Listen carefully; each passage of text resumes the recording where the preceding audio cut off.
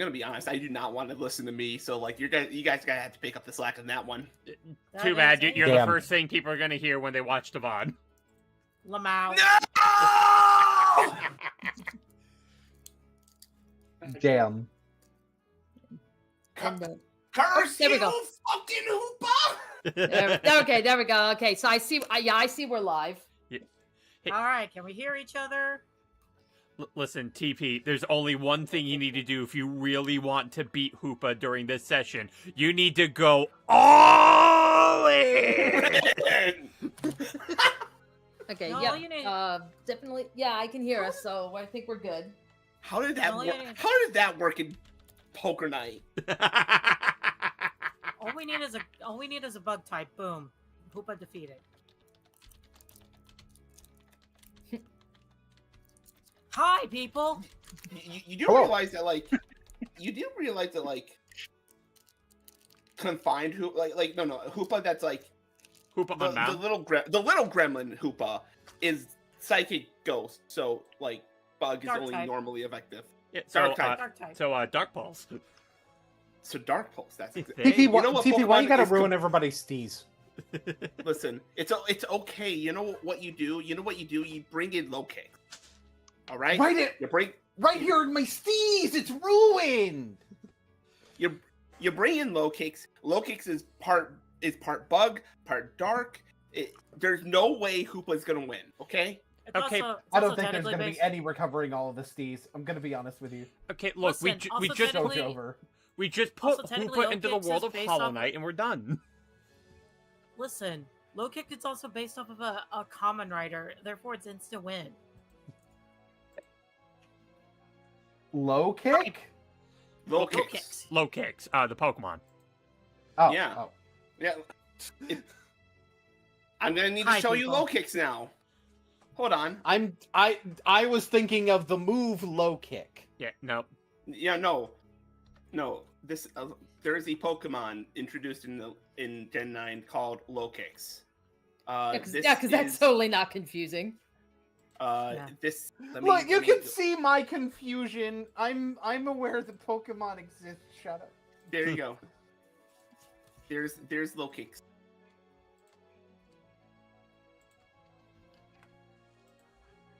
I'm not having all this. Chat, my next character is gonna be named after Loki. I'm probably not gonna do that. I don't know. Your character's gonna be based on low kicks. You're gonna name them Sock. Hello. There's already a Pokemon named Just- Sock. Yes, I'm aware. That was what the joke was. Anyway, hello people. How was your day? Forgive us being nerds here. Yes. Alrighty, so yeah, so I guess with that said, yeah, welcome back to our next session of Strixhaven Curriculum of Chaos. And there we go. Okay, so then oh, what you call it? I guess as far as announcements go, so this Saturday, as a reminder, we will not be going to Ravnica, we will be going to Genshin, correct? That's correct. You guys get another 2 weeks to figure out how to handle me. You guys get to go over to gambling land. In the meantime, Yeah, righty. Sounds good. I'm trying to think, is there anything else? there's something in relation to the most recent VOD, but I think we could address. We can talk a little bit about that here, and we'll bring it up. And we'll bring it up at the next Ravnica session, because this one specifically pertains to our Ravnica campaign. So, Yeah. so anybody watching a Ravnica campaign, if you go back to watch the VOD, you'll most likely notice that I think it was like roughly halfway through the VOD, parts of it are completely muted.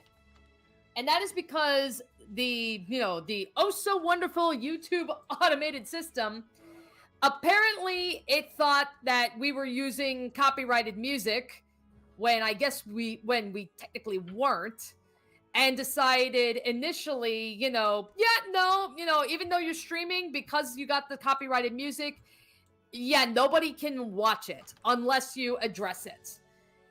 And the only way that we could address it without trying to file like a claim or anything was specifically to mute that part of the campaign that used that specific song. So it's only maybe like 5-10 minutes or something, but still it's not a big enough deal to be worth fighting over, basically. Pretty much. And that being said, I hope you guys are looking forward to 2 weeks from now on Saturday when I bitch about it at the beginning of the Ravnica. Yeah, like we'll go a little bit more into detail because it's particularly for Ravnica. Just figured I'd bring it up here. And it's just, bear in mind, like, this is technically a group channel, so I know I use it, I know Ryan uses it. I think, if I recall correctly, when we first even made this channel, I think it was registered under BJ, so technically if I was to be like, oh, let's go file the claim, I'd be doxing BJ, and I'm not gonna do that, because that's a dick move. Yeah. So that's where I'm just like, all right, let's just mute the damn thing. Because basically, based on what I saw of it, I felt like it was likely to be a copyright troll as well. Mm-hmm. Yeah, because I picked the music for the Ravnica campaign, and considering what was being claimed, I knew what was being claimed and why it was bullshit, which is probably something I'll go into a bit more when we're actually discussing it on the Ravnica campaign. Yeah, it's just, I mean, it's like, at least the good news is that it wasn't like, oh, this is somebody actually coming in and copyright claiming. No, this was automated, so even though we got dinged, it didn't do anything to the channel. I will say, that doesn't necessarily mean it was automated. It just means that somebody wasn't trying to do a strike. They're trying to make money, is what they're trying to do. Well, the thing is, why would they block it, though? The point is, it could be a copyright troll, is the long and the short of that aspect, basically. Okay. It could be, it could not be, and just be something where we actually had every right to use it. The point is, it's false either way, but it's not worth the fight. Yeah. Alrighty, so, so that's kind of like what happened there. Again, we will address it with more detail and more properly when we come back to Ravnica, because it pertains to that. So in the meantime, let's recap what happened last session. So we actually opened last session with MM and Canvas returning Depola to Kaladesh. They catch up on what happened, and Canvas actually begins showing MM some affection, and, before they part ways. Luke returns to his lab to try to do some work where, without attracting anybody's attention. And that's when Grayson arrives. And Grayson originally was going in to try to clean up when no one is looking. And that's where they bump into each other. Luke begins to have a little bit of a breakdown, but he does give Grayson his mental book. And nevertheless, Grayson is not liking what he's seeing. And then we return to Eldraine for the remainder of the session, and it was a massive boss fight. So some of the highlights that happened during the boss fight. Savanto, he manages to dive into Vrog's hair, and he snatches up the piece of the mirror that Vrog was holding onto. MM does return to help everybody during the fight. There is a kaiju fight at some point, like Zasta literally becoming a giant snake, and Vrog becoming a giant worm made of hair. And ultimately, once the kaiju fight doesn't involve Pacifico. Yeah, for once. Well, but it's like, I guess it kind of makes sense because both the Quandrix people that normally would make Pacifico into a kaiju are not present. Yep. Yeah, but ultimately, Vrog is defeated, and Amy, in a blind fury, decides to kill Vrog herself. Everybody then makes their way to Strixhaven. Amy actually goes and returns to the cottage where Kellen and his mom are, and John, seeing that Rowan is there, John actually requests permission from Rowan to continue safeguarding the Convergent Embassy now that his duties for protecting Pacifico are pretty much over. MM, meanwhile, she talks to Tilana about Canvas, about what happened, as well as bringing up how Canvas has been acting specifically towards MM. And then we ended the session with Vrog's corpse being visited by two of Oko's henchmen, Phalwyn and Jackie. They're now aware of what the party is capable of, and yeah, Phalwyn is disgusted by what she's seeing. Jackie reminds her that as long as they're carrying their pieces of the mirror, they still have the upper hand. And that is where we last left off. So we're going to continue. We're going to actually start back at the dorms. So we're pretty much going to be like, okay, this is what's happening like overnight or next day. So in that case, yeah. So what is everybody doing? Coming back to Strixhaven. Well, Amy is going straight to her dorm room to find Rubina. Okay.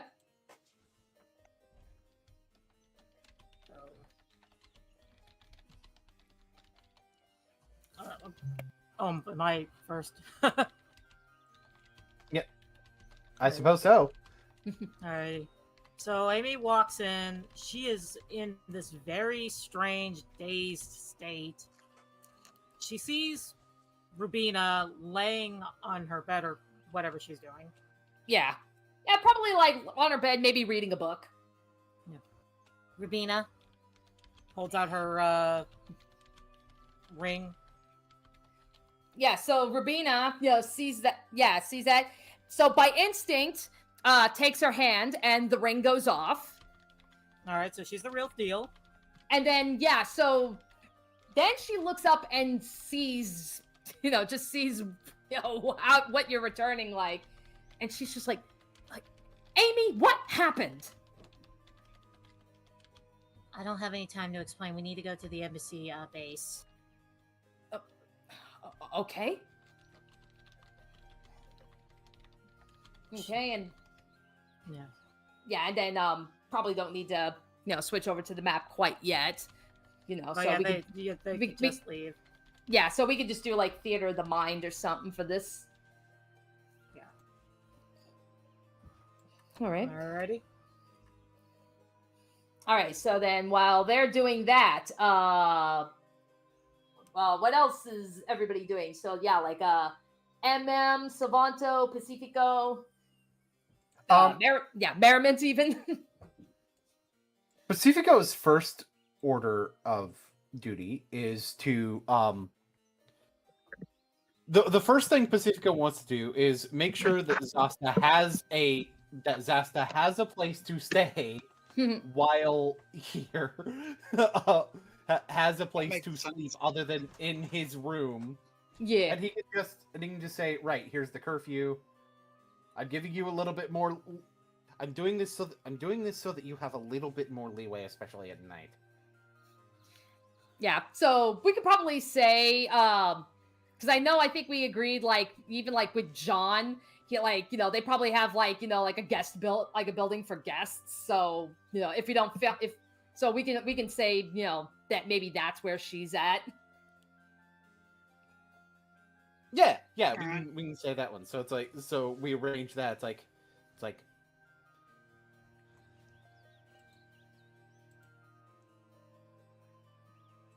they don't tend to mind people visitors sitting in on classes. But you might be a little bit lost sitting in online. Not because I mean, think it's stupid or anything, I but have a technical to write and everything. It'll be fine. I can distract myself.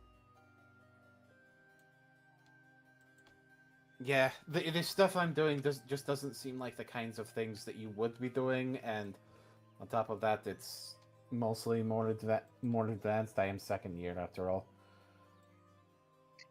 I did see a section on our way through, in the distance, the domed buildings with the vines and the swamp trees and things like that. What is that all about?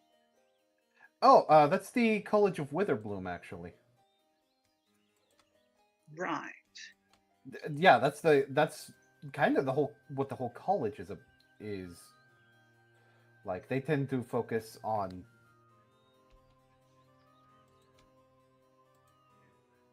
nature, cycles of life and death, that sort of thing. Surprising amount of Suddenly, similarity. Pacifico's voice gets clearer. That was weird. I suddenly got clear? Yeah, that would be weird. The kind of similar to the Golgari, actually. Huh. I guess I might take some interest. We'll see. Something to do. Maybe I'll pick up a book on, well, what the different colleges are like here. Like a visitor brochure. Yeah, on one of my other days off, I could on one of my other lighter days, I could probably give you a tour, kind of all around campus. That would be interesting. We also have to talk about the other thing at some point. Right. Yeah. In one of my offices would probably be a good place to do that. Either the one in the embassy or You have multiple offices? Yeah, I also have one at my job. And then he pauses for a moment. Right, the stadium.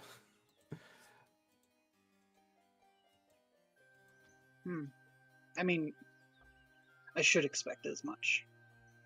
It's fine.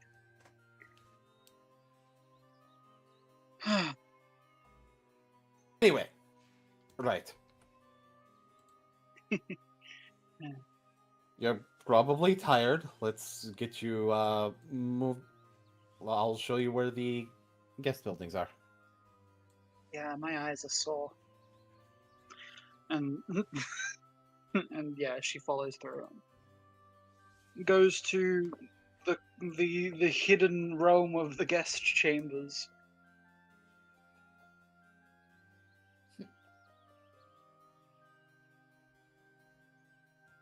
The Pacifico's probably off doing that at first, and probably after he gets Zasta settled in, sets the curfew and everything. Probably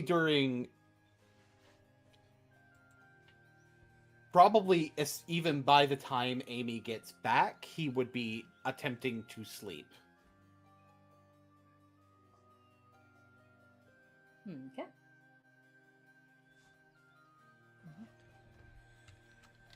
All Amy is doing is dropping off the mirror fragment in the safe.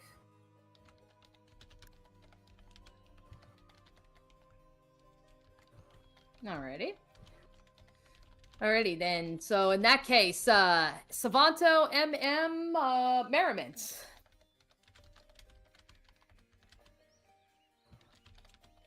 I know when MM initially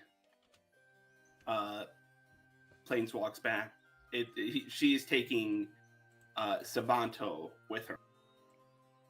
Okay. But that's like basically that was basically just as like a little after Vrog was killed, so Yeah, because Savanto was out like a light after the haste hit him with exhaustion. Yeah, so between that and between both of those things, it kind of just was enough for MM to whisk them away back to her room.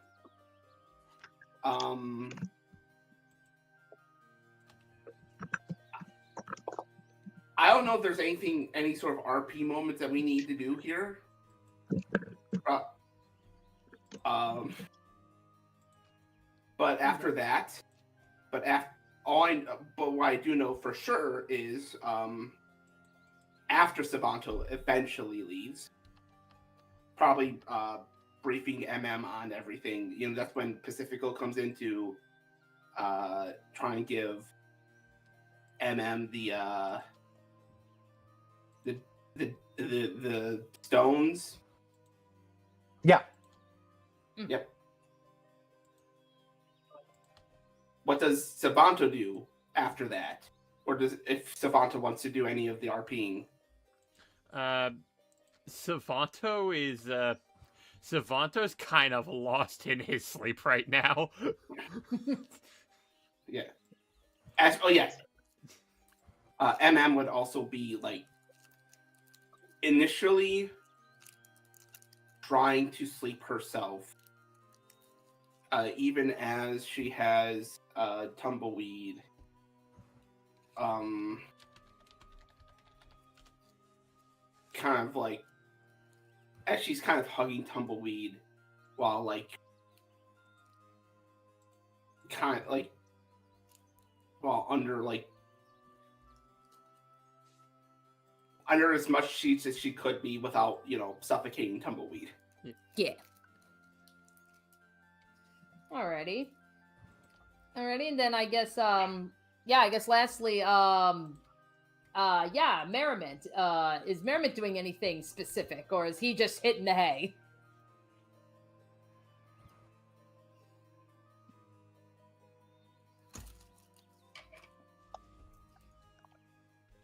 Merriment's going to bed. It's been a trip. Understandable. Have a nice day.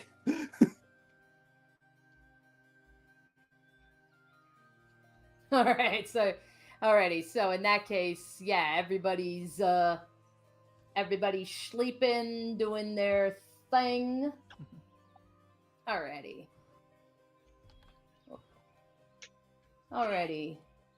In that case, yeah, let me get some music playing let me get some music ready. So, so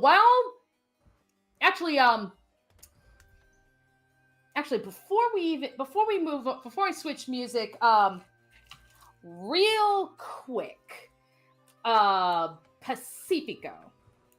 Yes. There was something you wanted to do real quick before we do this next bit. Okay. Yeah, so you're saying how's Pacifico's attempt at sleep? It's not good. It's really like. Granted, there have been plenty of times where it's just not good, right? Mm-hmm. But normally it's he goes to sleep, has some kind of nightmare, wakes up, feels normal. Right? Mm-hmm. This is him just laying in bed and his eyes just never closing. So his first thought when this starts happening is to set up a dragon spy. Because surely he's eventually going to actually fall asleep. And if something happens while he's asleep, nightmares kick in, it'd be readily apparent and it would...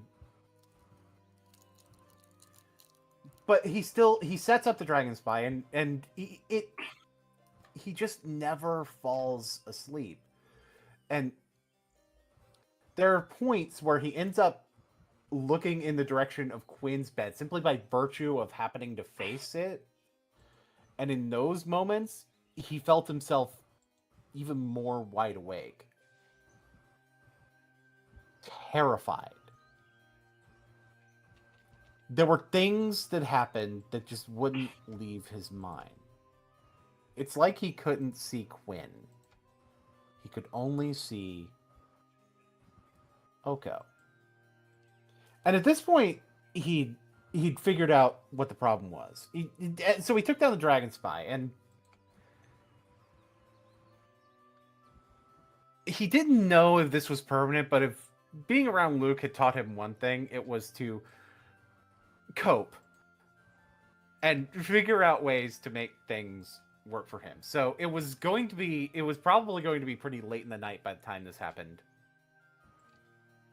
And he doesn't want to alert the rest of the dorms. So he would just grab pillow and sheet and head out. All right then. And where do you intend to go? He intends to go to the embassy. All right then. All right, so we can absolutely do that. Feel free to make stealth check. I will make a stealth check.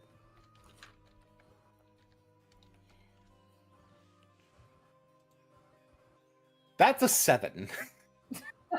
Okay. Alrighty, so it's like... So yeah, so... I think it's safe to say that considering Quinn's sleeping habits, you don't wake him. Right. Alrighty. Okay, so in that case, since we're on boys level, Savanto, would you perhaps have heard Pacifico stumbling out of his room? Like, are you a light sleeper or no? Honestly, that depends. What would I be rolling to contest that? I want to say perception. Hey, I was about to say, like, in this situation, what would the best one be? Yeah, Perception. Probably. Yeah, probably it probably perception with disadvantage. Yeah, Okay, Okay. fair enough. because it's late enough at night. You are tired. Yep. Nope, Savanto Yeah, hears see, nothing. that's sort of- Savanto hears nothing. Okay. He is sucking on his pillow. Okay. Does Merrimit hear anything? Yeah, feel free to make that roll too, Letter, if you wish. I will. For one, this man is out cold. Yeah, that frog fight took a lot out of you guys, apparently. Damn, I got one roll better than I got a natural 2. Okay. then. Man, finally, a 7 wins! Alrighty, so it's like, all right then. So yeah, despite you stumbling out of the room, yeah, you don't awaken your That was companions. one of the. Mine was also a natural 2. That's gonna be just about y'all's only chance to catch him doing it. So with that said, Pacifico, I guess as you're walking out, I would like you to make a perception check, but do yours with disadvantage. Okay.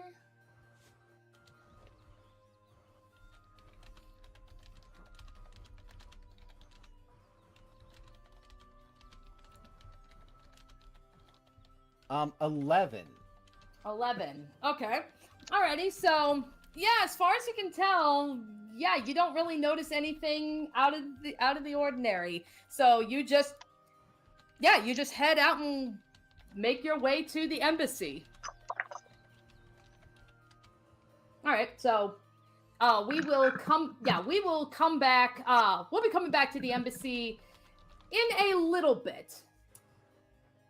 But in the meantime, probably like right around the time when you leave the building and such.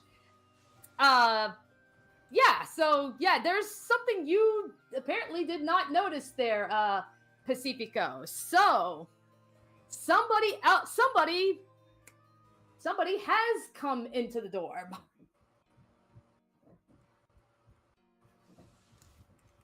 And feel free to drop token.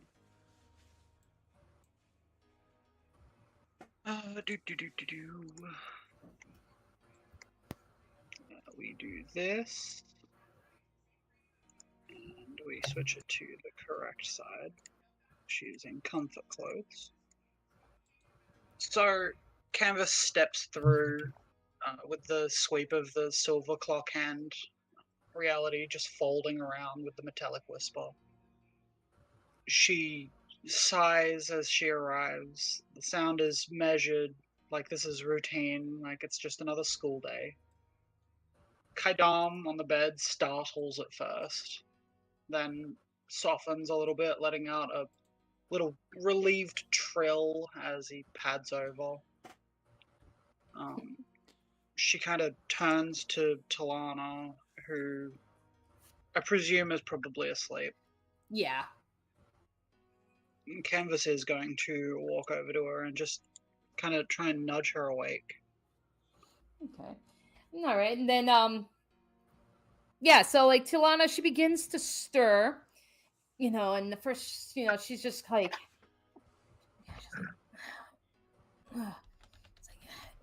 she's like, wait, who is that? MM? Is that you? And No, oh yeah, and then she looks up, and yeah, and that's when she recognizes you, and she's like, okay, can it be Canvas? And she'll immediately go for a hug.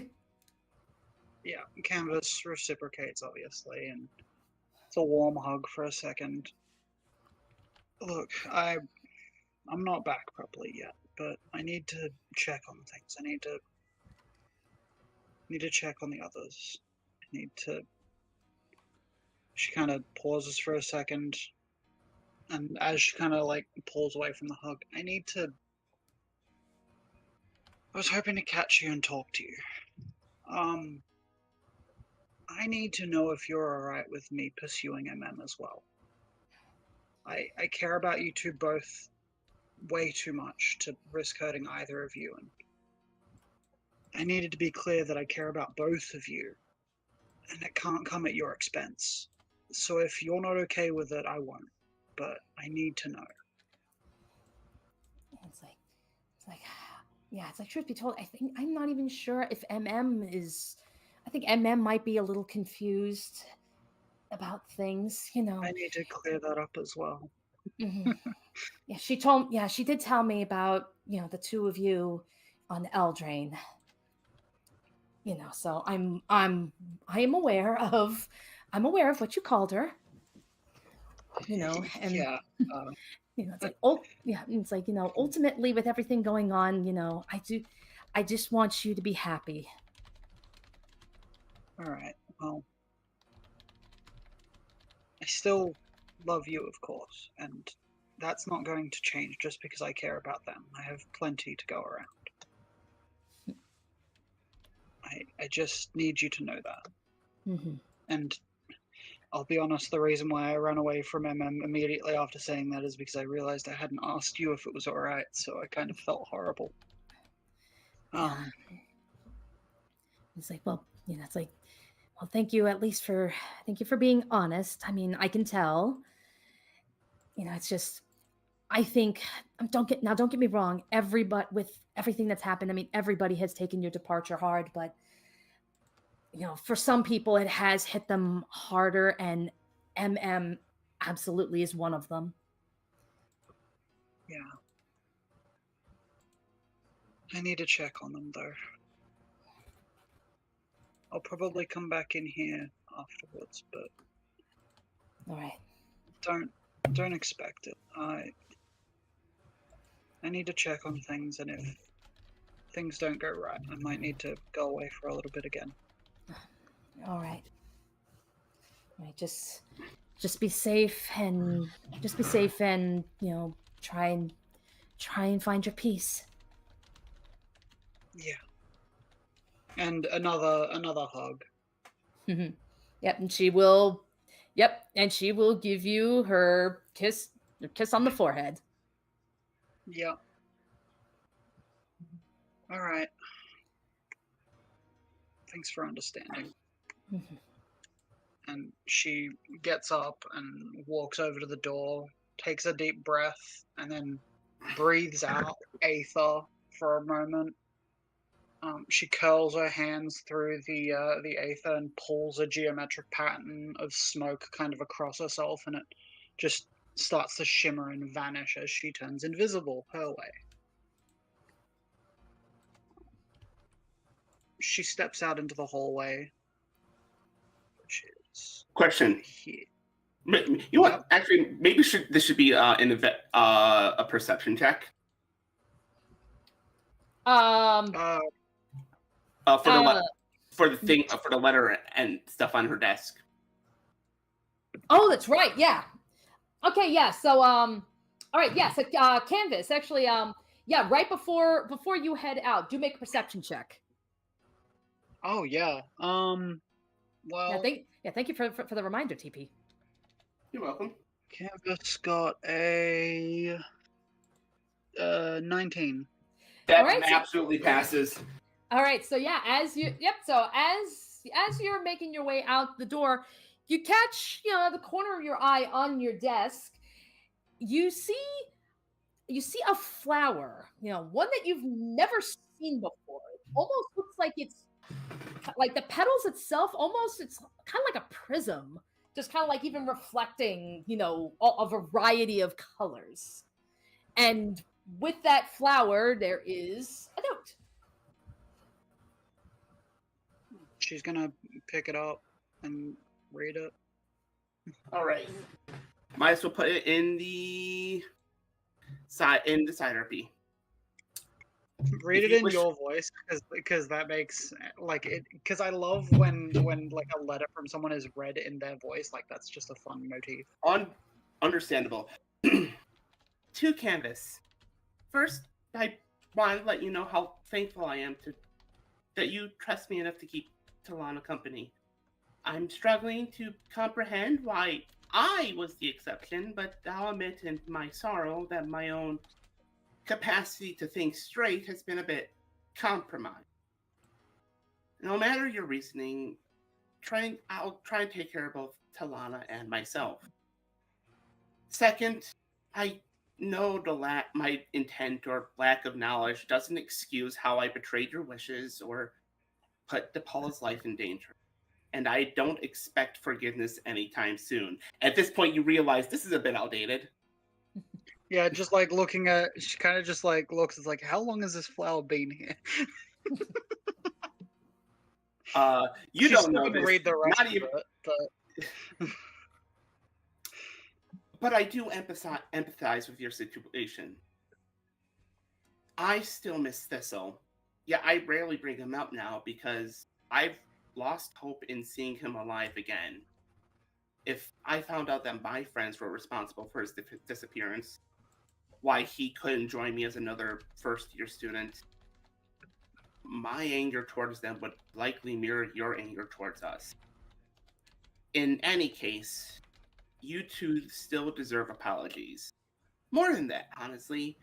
And I can only hope that one day I will be able to make it up to the both of you. I believe the first step would be rescuing DePaula. As of writing, you've almost kind of chuckled this because of how recent this was. As of writing, some of us have already begun searching the wilds on Eldraine for her, believing that's where she was led to. While we've yet to find her, I intend to take as much time as I can afford to search for her.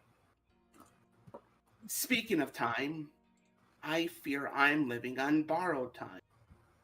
I know, knowing Alice, this pendant's magic won't stay for all forever, if its effects haven't already ceased. After that, she'll resume her attempt at ruining my life and destroying my soul until she claims my body as her own, unless I can find a new body that fits her impossible standards. Should the worst come to pass for me, If I can use my remaining time to bring joy and comfort to my friends, then I consider it time well spent. What if you stopped considering us friends? It doesn't matter whether you or not you reciprocate the feelings. I still care. I still want to care. I want to understand, even if I won't be able to. But all I can truly promise is my best. Hope to see you soon. MM. Canvas kind of like taps on the desk a couple of times and then picks the note up, puts it in her vest, and just kind of nods, and is going to head out a little bit more, not quite solemn, but a bit of a different vibe.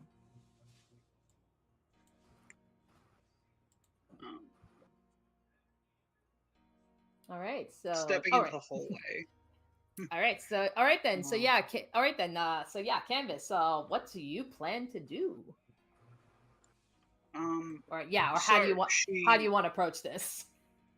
So she walks along the hallway and is just trailing her arm. There's like a little tink occasionally as it rubs over like a bump in the stonework, and she stops at Amy's door. She kind of tilts her head towards the door, listening for a moment. The thought crosses her mind, like she could just tap on the door like she used to the wall, just to check in, just to make sure things are okay. She shakes her head and just kind of nods and goes, there's no immediate danger sounding noises in there, so she just kind of leaves it for a second. She walks across to MM's door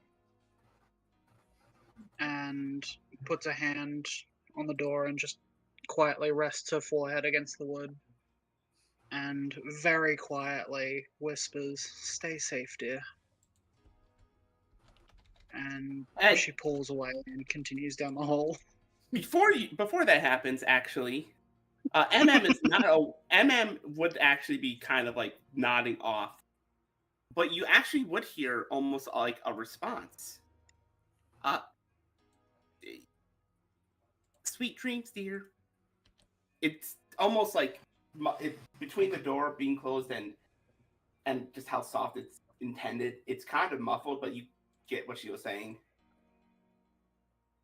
And Canvas kind of like pauses for a second. There is a moment where her eyes are like invisible, but her eyes are wide and she's just staring at the door. But the door doesn't open. And she just kind of sighs and starts moving towards the stairs. All right. Her hand is shaking as she gets to the top of the stairs, and she takes a deep breath and starts to calm herself. The little bit of blue fog that had started, getting around her, she kind of pulls away. The thought of Pacifico catching her scent before she even rounds the corner flicked through her mind. So she just tried to make herself smell as little as possible. And so she goes down the stairs and around the corner and up to check on the rooms here. Okay. Alrighty. So which room will you be going to first? She doesn't have as much of a connection with the new guy as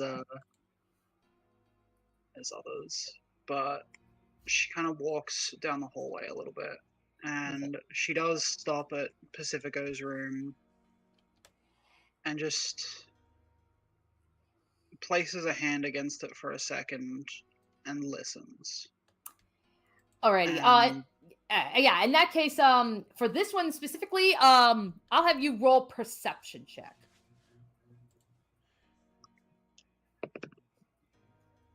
Perception check. That is an 18 for a total of 21. All right. She's not good at perception usually, but she rolled good. Well, in this case, so as you try to listen in, you're well aware of the fact that, with Pacifico's late night habits, whether he's having nightmares or maybe he's up writing, you would be hearing something going on behind that room. You hear silence. She kind of stops for a second and is focusing and is a little bit worried for a moment.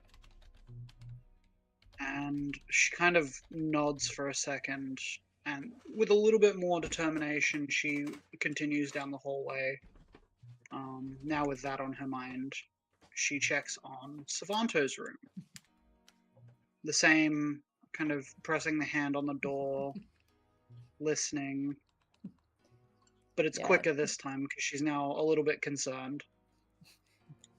Yep, and Savanto, I think as we have established, he is sleeping like a log. See, he's out Yeah. like a light, and like you try to listen to a bit, but it's like it sounds like he's chewing on his pillow.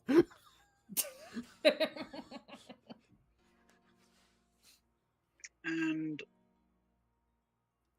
as she kind of hears that, there is like a slight smile for a second.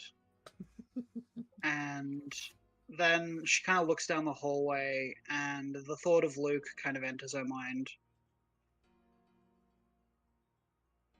Kind of settles in her chest a bit heavy. He wasn't at Vrog's lair.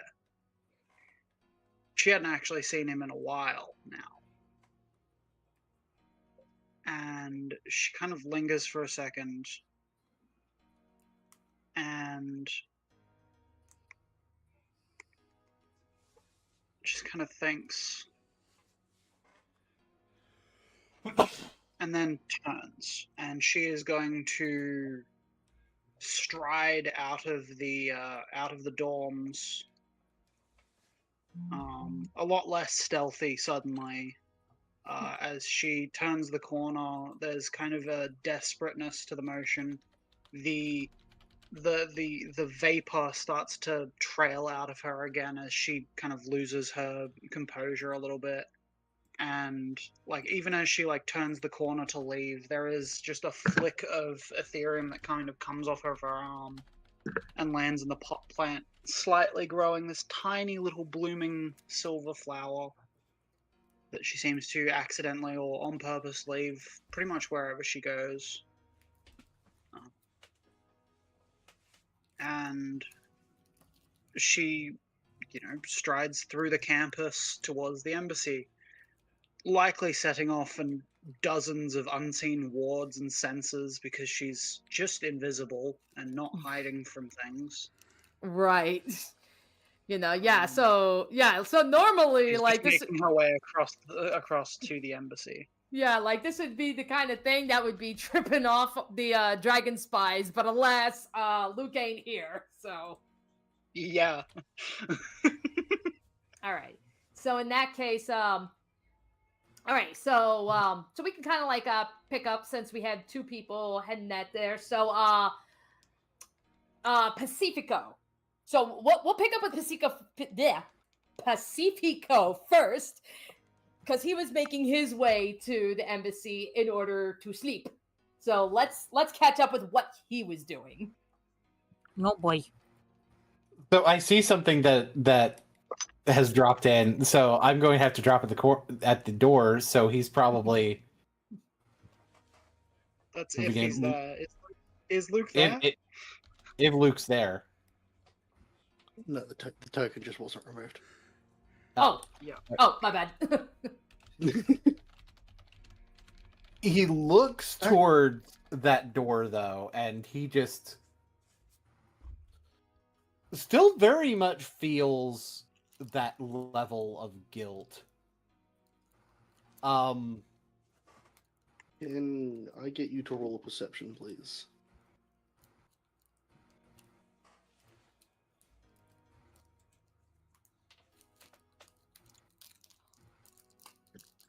That's an 8. No, you don't notice it. Pacifico just sighs and heads up, all the way up to his own office with the sheet and pillow. By the time he gets to the embassy, he's not trying to be stealthy because, well, surely with the way Luke reacted, he's not there. So, Alrighty then. So you're So- going in. So you're going in your office. yeah, he's going in his office and he's going to wind up basically sleeping on the couch. All right then. All right then. So we'll probably say like, yeah. So right as like you've got yourself situated there, so that will be like either it can be right afterwards, or we could say some time has passed. But either way, Canvas. So Canvas,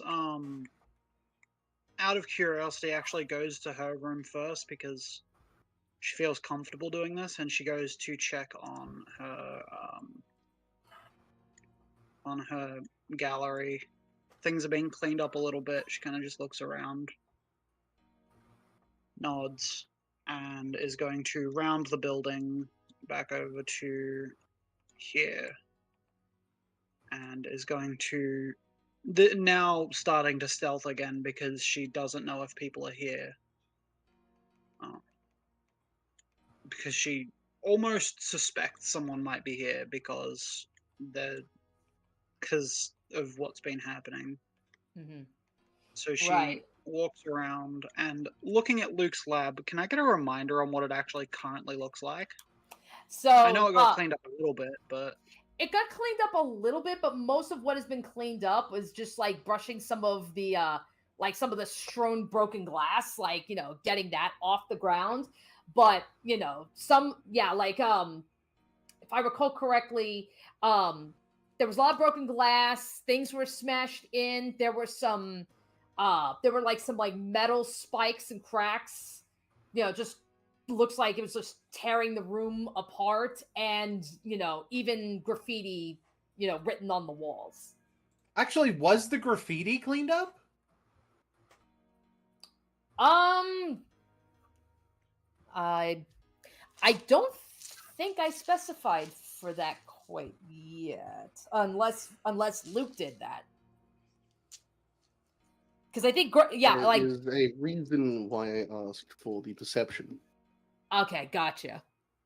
The graffiti has been worked on. It's actually on the main door. Okay. It is faded, as if someone has been trying to scrub it out, but it is still very clear that it reads traitor. Mm-hmm.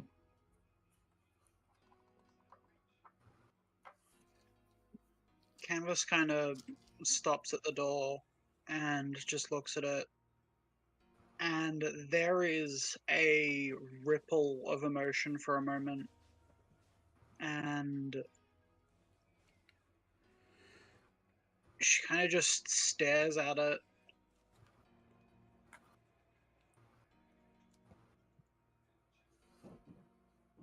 And then is going to just shake her head and step inside the lab because she is checking for Luke, even though she can kind of tell he's not here. Yeah, and that's when you see the state of the lab. She looks around, kind of just concerned and worried and a little bit freaking out.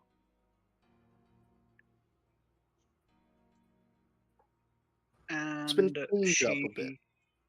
It's been cleaned up a bit, but it's still in a bit of a state. It is in... It is still very distinctly trashed. There's pieces of metal, glass, wood all across the floor of the lab. But something that might catch her eye is something reminiscent of what she did. Kind of walks over to it the flower, I imagine. Yep. In contrast to the Ethereum rose she used was a steel chrysanthemum with text constantly scrawling along each petal. The densely packed flower head is hard to read, as each petal is rather small, but if she takes a while and makes the right roll, she'll be able to read it. Yeah, she realizes that there's a message on it and is going to take the time, but she does something else first because she does feel not wounded but at fault to some extent, some of this clearly. So she stops for a second and just listens, doesn't hear anyone, so she casts a spell.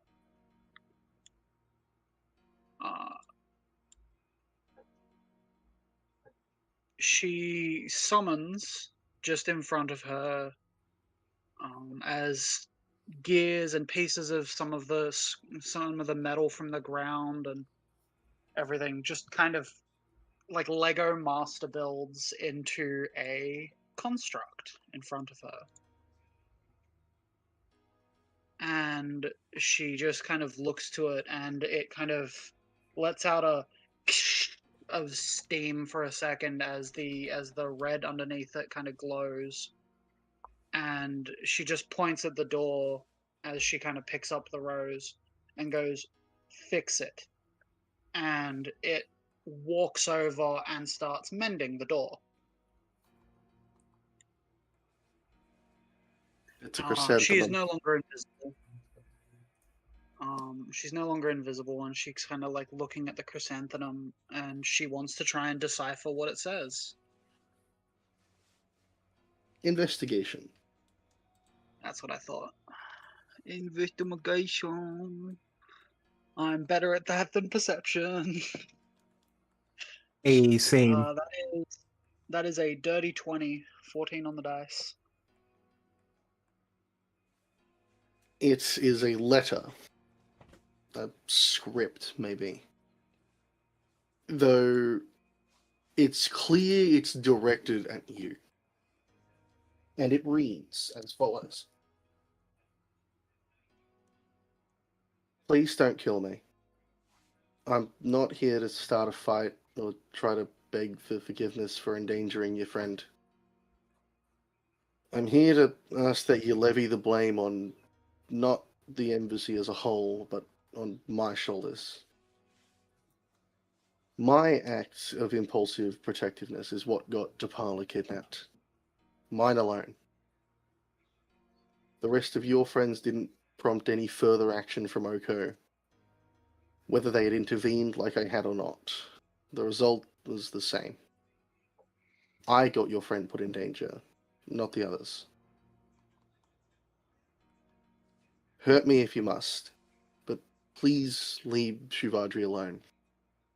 She doesn't deserve to be punished for my crimes. I only hope one day I can be part of the group again. Luke.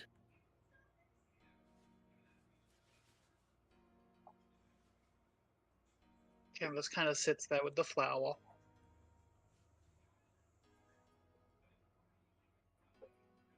The machine in the background is kind of punctuating it with this constant rhythm of, because it's doing like a manual mending. It's got these kind of hammer arms that's just kind of buffing out the door. Is that there is a chance that Pacifico hears machinery occurring? Yeah, I was about to say, should I roll for this? I know, it's like, yeah, since you're... Well, it's like, I'm trying to think, because, yeah, like... let me see, you know what? Let's have you roll for this simply because if we if you look at the map, there's 2 buildings. Canvas is in one building, and you are downstairs in the second building. Yeah. So just perception? perception, and let's have because of how far away this is and such. It's like, yeah, let's have this be disadvantage as well.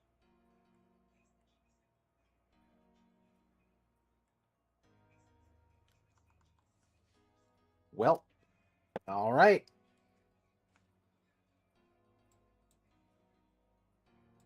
That's a 9.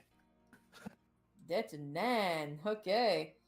So so we could just chalk this up like just the distance between the two of you, and it's like, yeah, probably not hearing that at all. Yeah. So Canvas is kind of just watching, and like she keeps looking from the chrysanthemum to the construct, and she puts the chrysanthemum back down where she found it, and pulls a scroll out of her pocket, and is going to cast a spell. Okay. She places the scroll down, starts copying out the glyph, and puts a glyph on the underside of the chrysanthemum.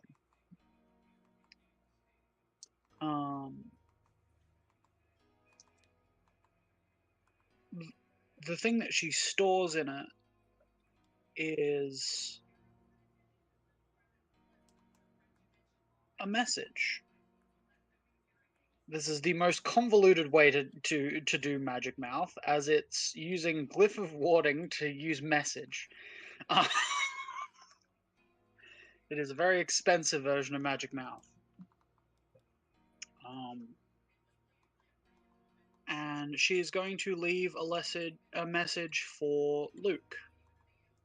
If Luke ever comes near the flower again, within its normal range, she's setting specifically Luke as the target.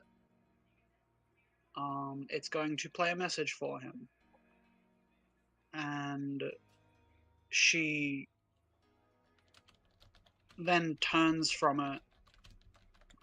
The Glyph of Warding scroll now used up, the one that she got like in classes last year.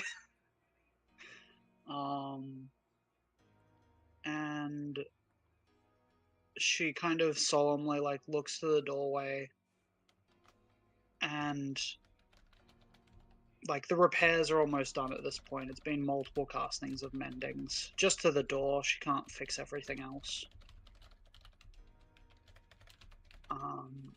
But there is this horrible feeling like she went a bit too far, that she hurt someone a bit too much, that she scared them, and she just kind of steps up to the golem that's working on the door, and she just slowly puts her metal hand in the way, and it starts getting pounded, and then she planeswalks. All right. There is a brief moment where there is a splatter of broken Ethereum across the door, but the machine, for the brief moment that it still exists, is going to try and repair that as well.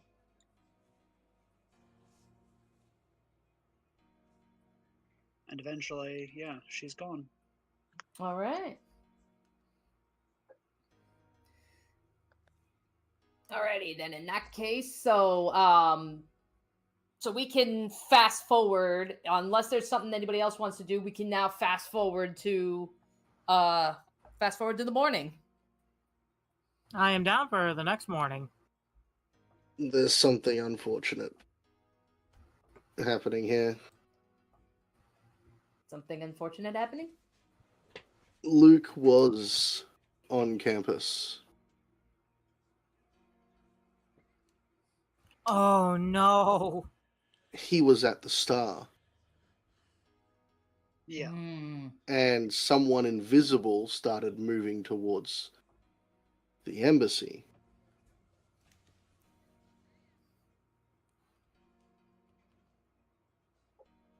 And Canvas appeared in his lab.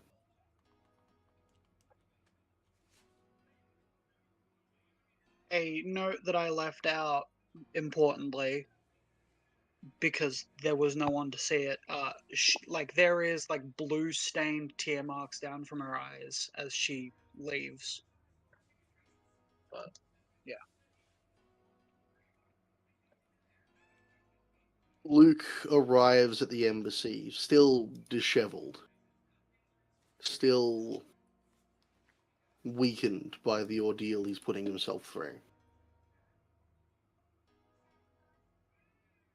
But Canvas did something to the flower. And still under the assumption that she wholly intends to kill him, he can't leave it there for someone else to find. So he is going to go to his lab. He's going to find the door you find the marginally construct repaired. because it's still there for another like 40 minutes. Con- It's still just find like a there's construct construct repairing that's the door. mindlessly, yeah, it's mindlessly thumping the door, and you can see that there is a kind of splattering of Ethereum metal from like an impact, and there is a little bit of blood. But the construct seems hell-bent on removing any trace of things and repairing the door to full condition. It's just kind of sitting there mindlessly staring at this thing and hammering it. He's going to go in and check on the flower. There's no apprehension, no worry. It seems that he's accepted he's probably going to die here.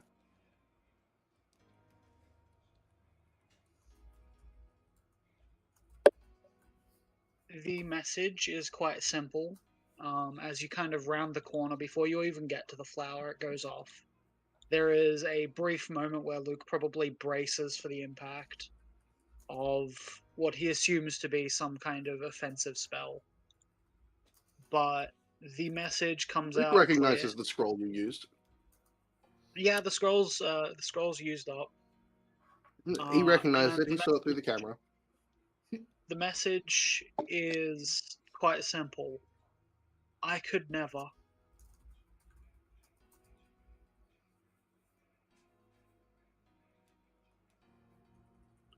Just I could never. Your choice of words is awful. Yeah. Actually, it's probably I could never. Then a gap, because you can probably leave a gap with a message, and then I'm so fucking sorry.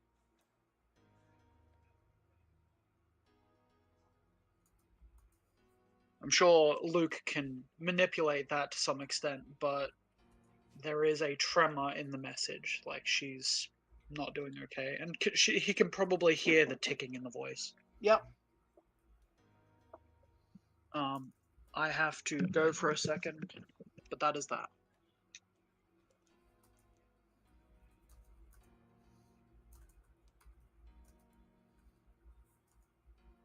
Feelings. The brief period between the first and second lines of the message, Luke felt his fears settle in again. Because this is clearly a response to what's written on the flower.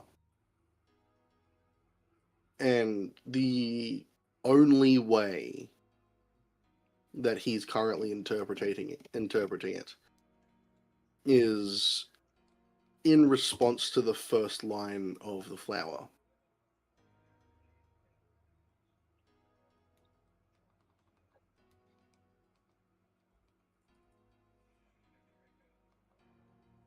He is taken aback by the second half. He didn't recognize in the first half the fear, the sadness that she was experiencing.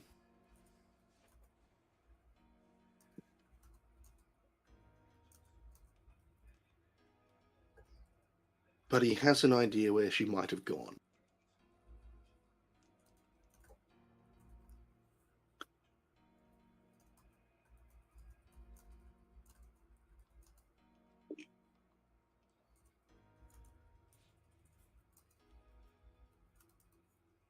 He looks at the Planeswalker mark on the inside of his lab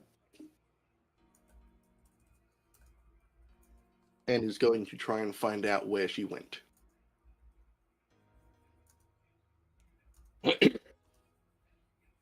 Oh boy, I sure do love being depressed.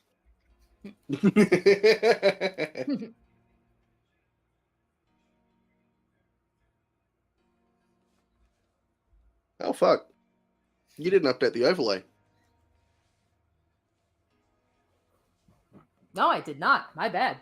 Everyone is still reading his level 6. Yeah, yeah. I'll fix that. It's like derp of all. It's like of all the things. Yeah, we also need to update the battle screen as well. Oh, we haven't been using battle screens, so it's like, yeah, I don't think that's really necessary at this point. Yeah. Maybe one day. Maybe one day. Maybe 2 days. Maybe 3 days. Oh my god. I'll But get you 5 days. I mean, I do miss the battle screens because they were fun to read. Maybe 10 day. Hey. Serial escalation, baby.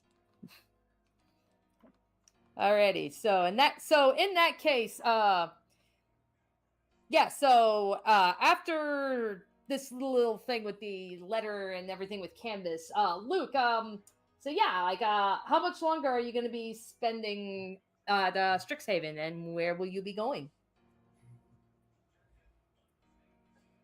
Ladies and gentlemen, I don't think the DM was listening to me. Oh.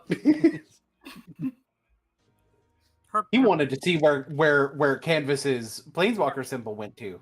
Yeah, there was no way to know for the DM had no way to know, because I haven't told them where she went.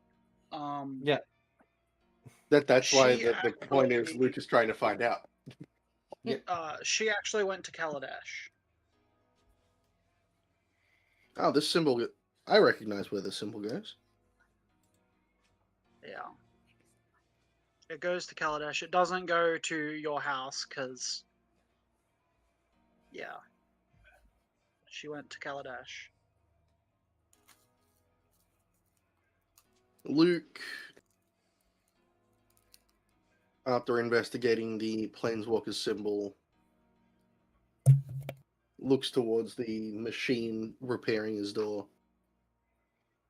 He grabs a couple chunks of Ethereum that got left behind.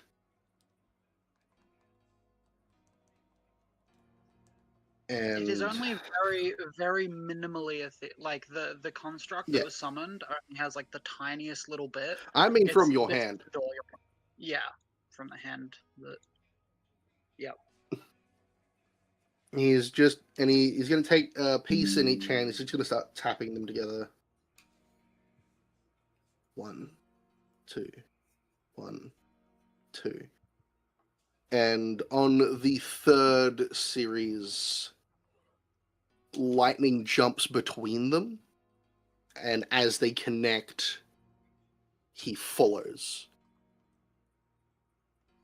All right. Do we want to continue this now, or do we want to give some other people some screen time Let's for a little bit? cut to the rest Probably of the not going to party. interact with them because I don't want to hog like more than an hour of a session. Okay. Let's cut to the next day. What these two do will happen soon. Alrighty. So in that case, yeah, let's all right, so yeah, it is the next morning. So yeah, Pacifico, were you able to sleep? Pacifico was able to sleep. Yay! I'm actually surprised because hear me out when I say this. I don't think Luke's planeswalking is actually really quiet. I imagine it's actually kind of No, it's very loud. I was about to point out you should make it. Actually, you know what? That's true. I don't think we're cutting to the next morning yet. Because I feel like Pacifico is asleep. He hears. Yeah, like Luke's planeswalking is like the alarm clock. What the hell? Hello? He's Ribbit. drawn his sword. Ribbit. Ribbit. Yeah, it's like pretty much like you don't really hear. Yeah, Hey, you did just you hear guys? frogs. Hey, did you guys see anybody come through here? Yeah, and it's Yeah, it was the raccoon in one of his fucking machines. What? He immediately goes. He just barges into the lab. The door is perfectly repaired because, like, 100 castings and mending does that. And yeah, There's a dragon He's spy sitting on the table, watching the front door to the building. So it sees Pacifico come into the front building, just charging in a hurry and going towards the lab and being like,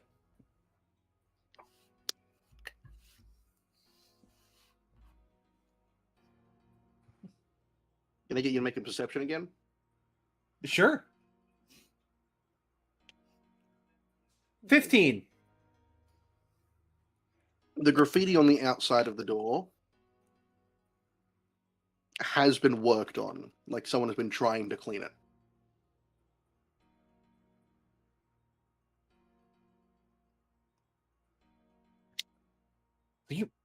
You have been here. Look.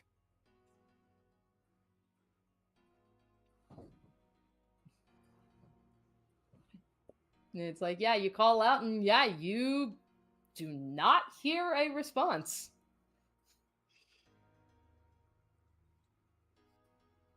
Do I notice the planeswalker symbol on the ground? With the door being repaired, would you say that like would you say like I guess like did the door like lock itself or is it still just wide open but fixed? The door would not close unless someone closes it. Gotcha. yeah, the machine wasn't told to close it. It was told to repair, and likely sat there for the next like half an hour after it was repaired and did nothing because it didn't have any commands because it's like not any form of intelligence. Gotcha. Okay. Alrighty. So all right.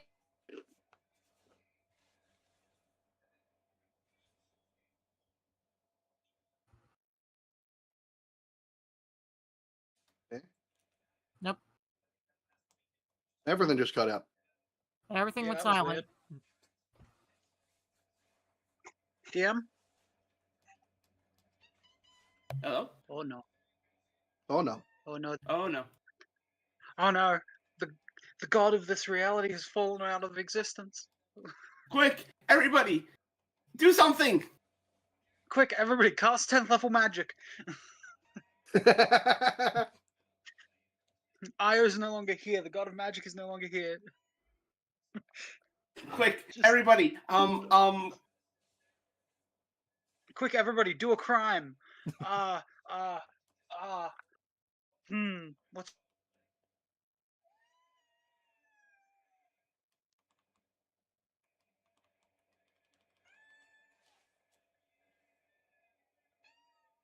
What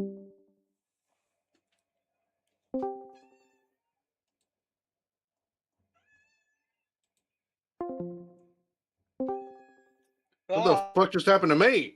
that was weird. Everyone had a yellow Jesus. mark. Oh, Fuck. Are we good? Is everyone back? I think I'm- Discord's popping a We're- cyber attack. Discord. Hold I on. had- Hold We're on. waiting for Am the I DM to alive? come back. Are you alive? I'm Hold on. alive. Are we dead? Are we dead? I'm alive. Yeah. So- I think, Are I you- think it are was. you I think alive? it was a Discord issue. I think it was a Discord issue. Yeah, it was a issue because I had the awaiting endpoint thing that rarely comes up, so I think it was a Discord issue.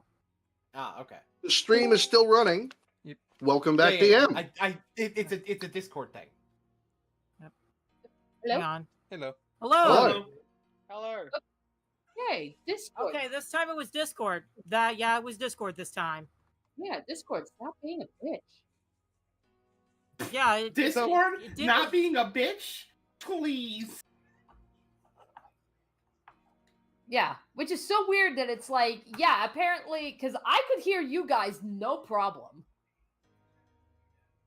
Yeah, was I weird. got a weird glitch where it would like all the sound would go off until I rejoined the call. Hmm. All right, Very- okay, we're good. I very, blame fucking We're very back well. up and running, people. Yeah. All right, Blake so- Doven. Okay, so in that case, so what was the last thing that you guys heard from me before I cut out? I think You're talking about the door. yeah, The door. Okay, yeah. So, alrighty then. In that case, so door has been the door has been repaired. It's open. So Pacifico, when you you can step into the lab. You remember the state that it was in, before, and you at least notice that it does look like some of the broken glass and such that was on the ground has been swept, but like some of the more severe damage is still very much present.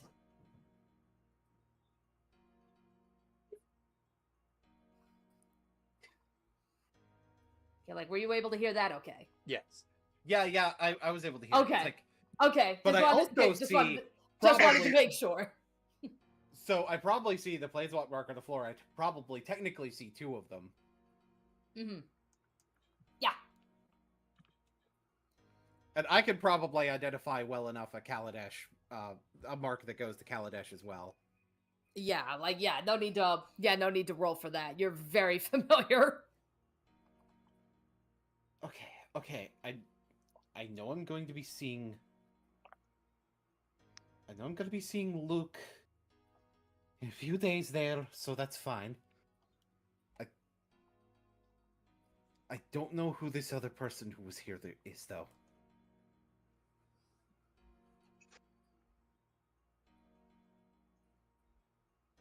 Although, actually, would I be able to identify whose mark the other one is?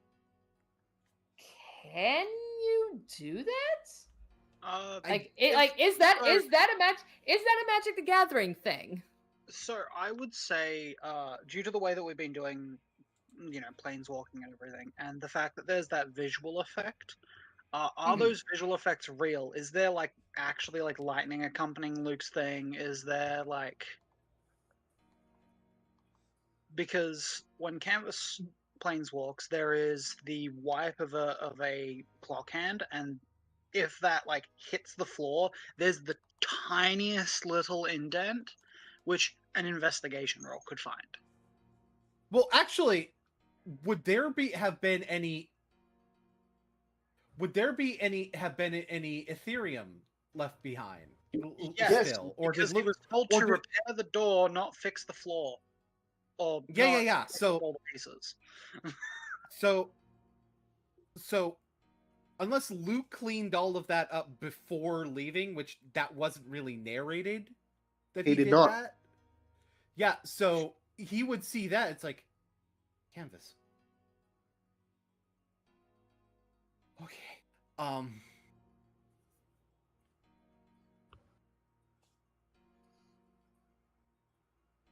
All right.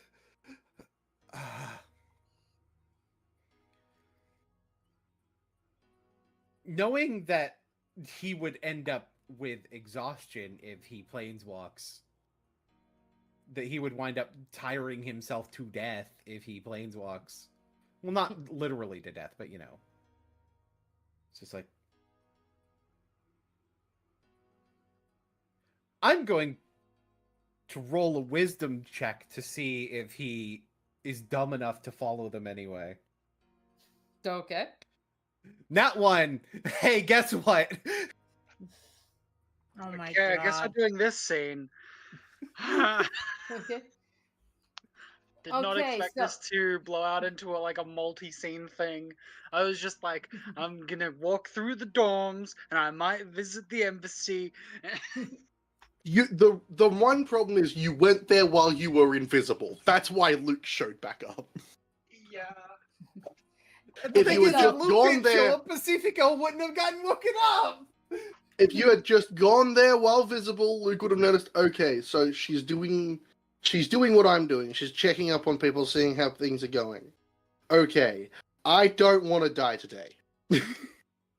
But you traveled there while invisible, which sets off that someone's trying to hurt my friends.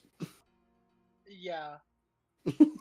All right. So then, in that case, so I guess, all right. So we know you went to Kaladesh. So, where in Kaladesh? Like, what map am I bringing up here? Good on my house. Bring out my house. Candace's house. Yeah. Specifically the interior, with the door closed, if you can. Okay. Okay. So the workshop. Yeah, because she did something she warned you guys the first time she took you there not to do. Because, trigger warning, she did kind of self-harm when she went there. Because she dropped in and did the one thing she said not to do, which is planeswalk into the interior rather than the exterior. She's currently here. Let me change it to the other side. She's currently here, like, on the floor, a little bit fried. And is just, I guess, this. That was the idea.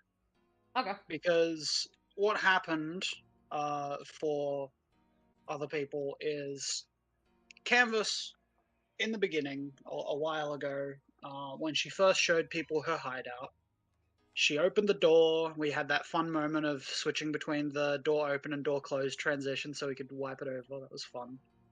But she specifically warned not to planeswalk inside because the turbine in the center likes to arc. So Canvas, in a fit of self-hatred, planeswalked to the interior, causing her to essentially get lightning bolted and slightly paralyzed temporarily. This is going to be both hilarious. This is going to be darkly hilarious then. Yeah, she is kind of just on the floor, slightly fried. Her hair is like standing on end, and she's just on the floor, shaking her head and breathing heavy, as she has taken 29 lightning damage. Oof. As Oh the my idea God. that I had for it is that it was a lightning bolt. Lightning bolt. Okay. Yeah. The idea, of course, is that she has to reset it each time. Oh. So Luke's gonna show up and not be fried. But Luke follows, I imagine, presumably about a minute later, maybe 2. About a minute and a half later. Yeah. And then about a minute and a half Turbine. after Luke shows up, it'll probably be Pacifico. Yeah. Canvas is just lying on the floor and is just frizzed out and, like, just kind of crying onto the floor. The blue kind of Ethereum just coming out of her eyes and nose and ears, just floating up into the air. And her arm is very damaged. It looks like it essentially looks like it's just the two, the anterior and the other one that's just like the two main bones are essentially snapped off just before the wrist.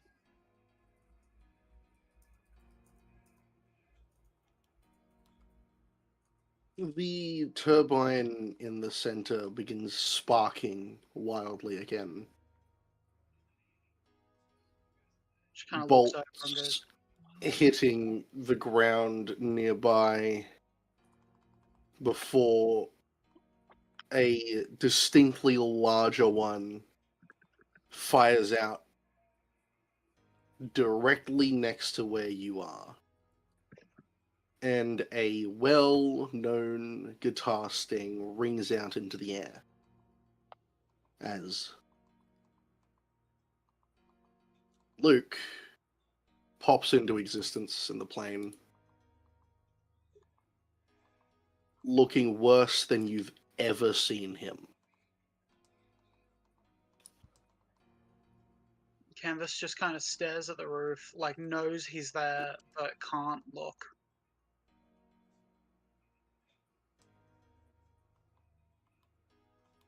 He takes a second to steady himself. The levels of exhaustion he has making his existence a bit difficult at the moment. But he looks down and drops to his knees, placing a hand on your shoulder, wherein a small spider crawls out of his sleeve as he casts Cure Wounds.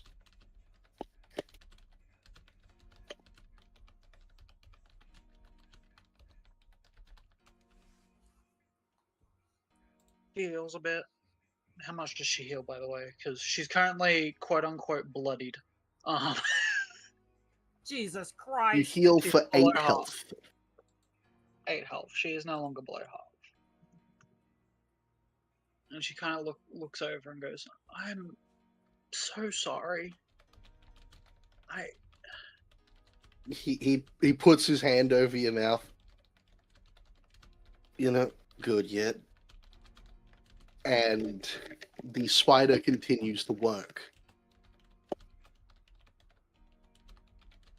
While the spider is working, from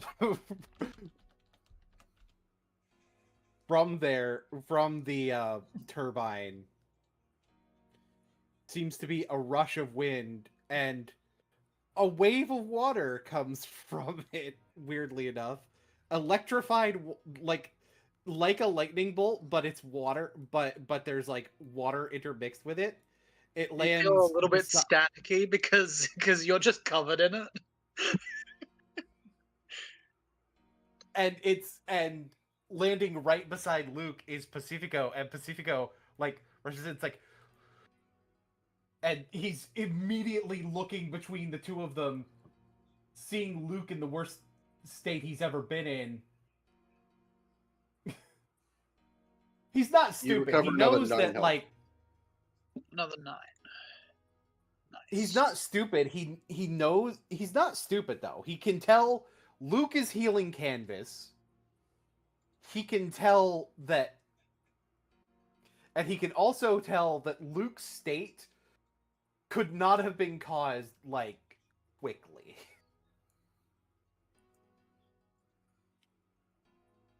Look, Canvas, are you two okay? And he has taken a point of exhaustion for over planeswalking. Yeah. Canvas Alright. kind of like looks over and is like, she's still not speaking, and she kind of just closes her eyes for a second so that she can take the healing properly. Make a medicine check, both of you.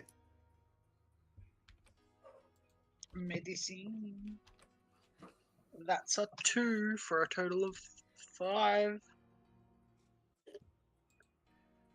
That's a 30. 13? 13, yep. Okay. Canvas, you don't really see. You don't see it properly. You, however, Pacifico, can tell that Luke is suffering from at least 2 levels of exhaustion.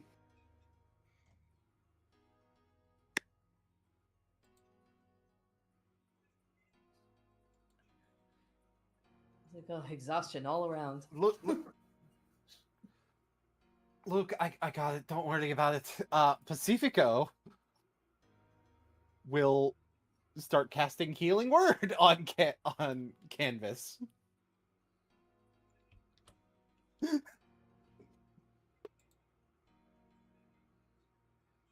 this point, she's almost better. Like, how much does the healing word do?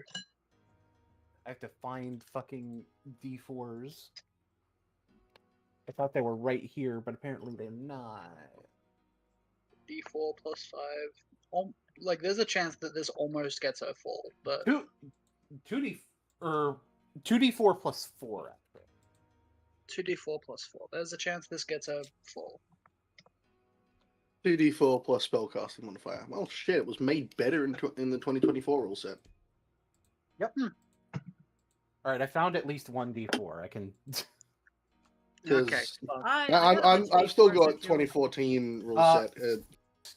Total of 10 from the Healing Word. Oh yeah, This is 2024. almost perfect. Yeah, heads up. 2024 Cure Wounds is like better. It is literally 2d8 instead of 1d8 per level. Yeah. Well, That's I'm not a good. 2024 caster. Yeah, because otherwise it didn't do Unfortunately, the ability to be him. Yeah, and unfortunately, Amy is not there. So now I am.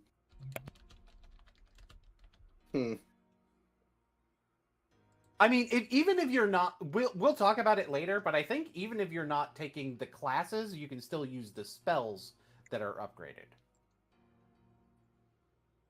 Yeah, I'd allow it. But back to the scene for a second. Yeah.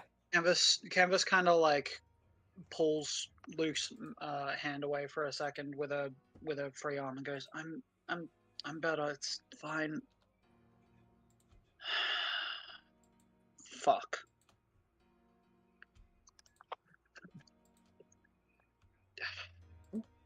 Neither one of you are fine, clearly.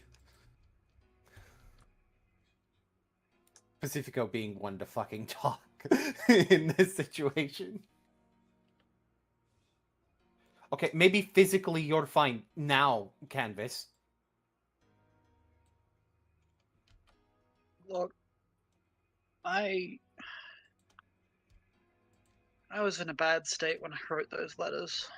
I shouldn't have left it let it hang for even close to a week. That was awful of me.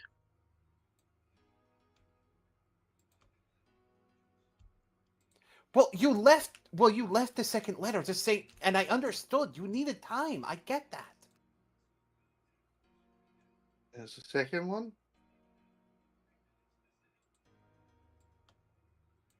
Oh, I guess you ended up leaving before you saw the second one the next day. Hold on. I have a copy here.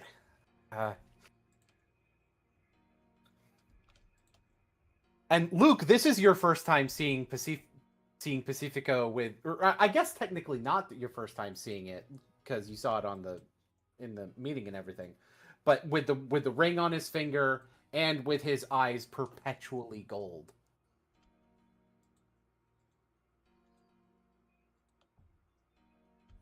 And he'll hand you a copy of the second letter. Which, like, I could probably dredge it up if you want, I think I can find it. just to remind you.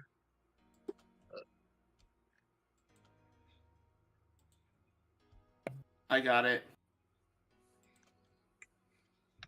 Here you go. Found it. I don't need to do anything then. Let's go. Let's go. Yeah.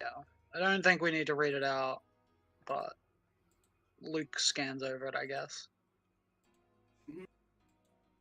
It takes him a bit longer than it normally would. It's clear that things that have been happening have slowed him down.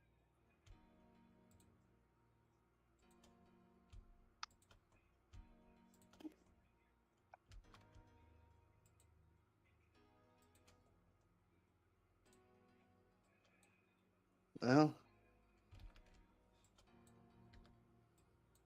it's a relief to know you're not going to kill me. Yeah, I was in such a state.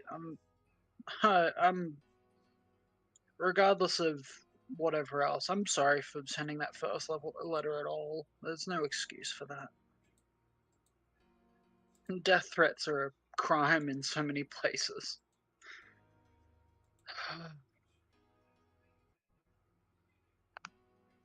You felt betrayed, you felt hurt, and you had every right to feel that way.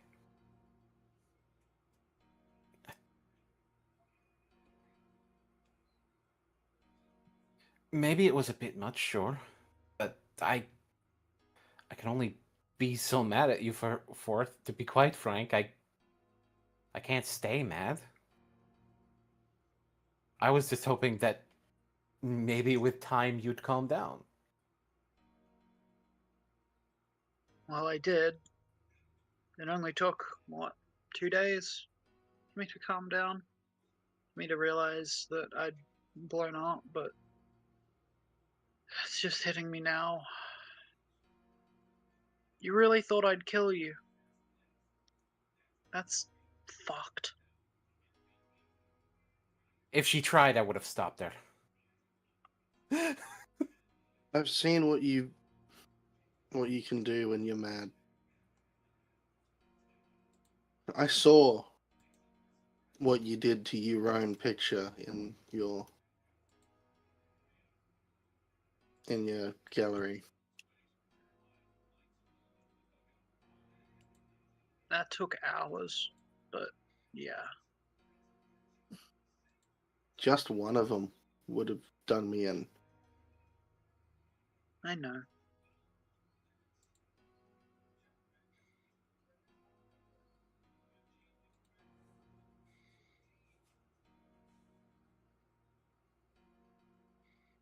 I don't think I'm ready to come back yet.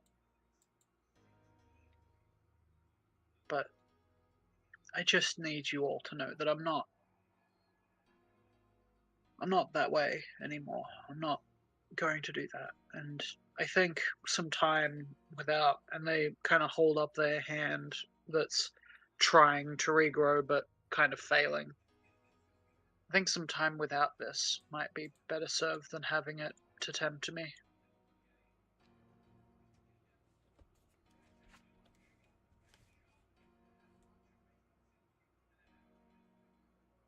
This, I still mean what I thought then. You take all the time that you need. I perfectly well understand.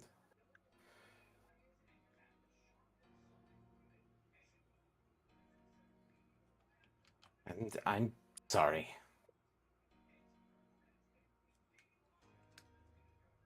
What are you apologizing for?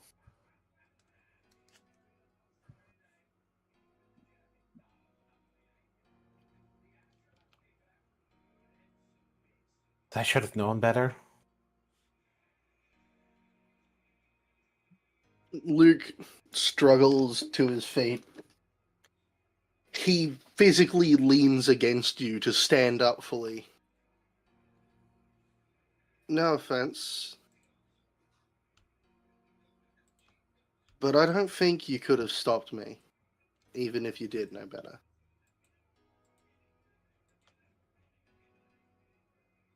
Because I didn't at the time.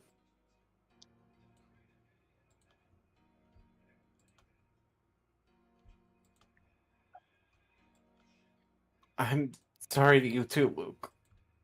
And he's like trying to not cry as he's looking at you. You've got nothing to apologize for.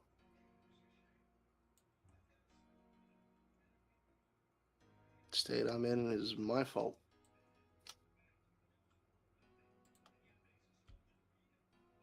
Got that meeting in 2 days.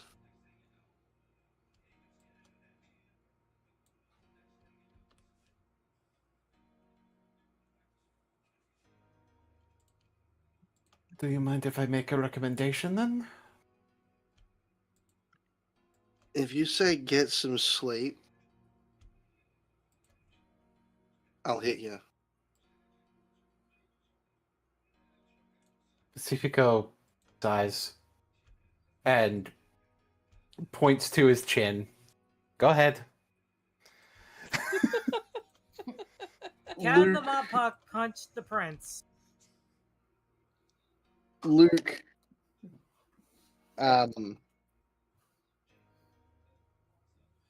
he leans back and almost loses his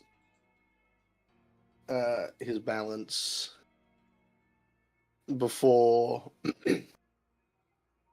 I'm going to be honest here. He can't hurt you.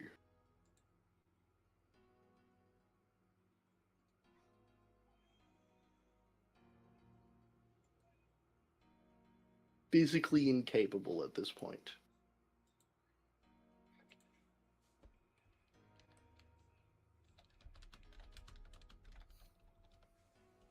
You know, Luke, normally you trying to brush off me saying that you need rest would be understandable. Not this time.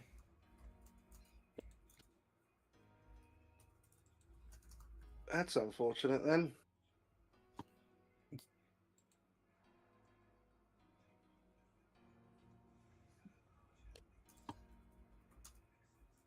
You are so far out of it. I'm serious.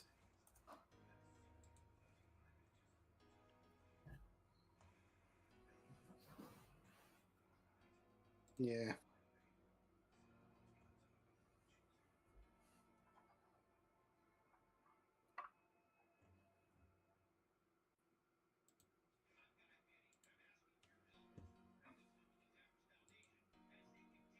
I'll stay at the embassy too if it makes you feel better.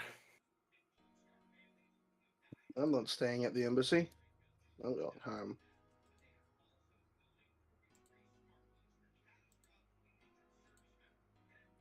Home for you might be good. Yeah, I'll check up when I have time to. Which should be a little bit more, I hope.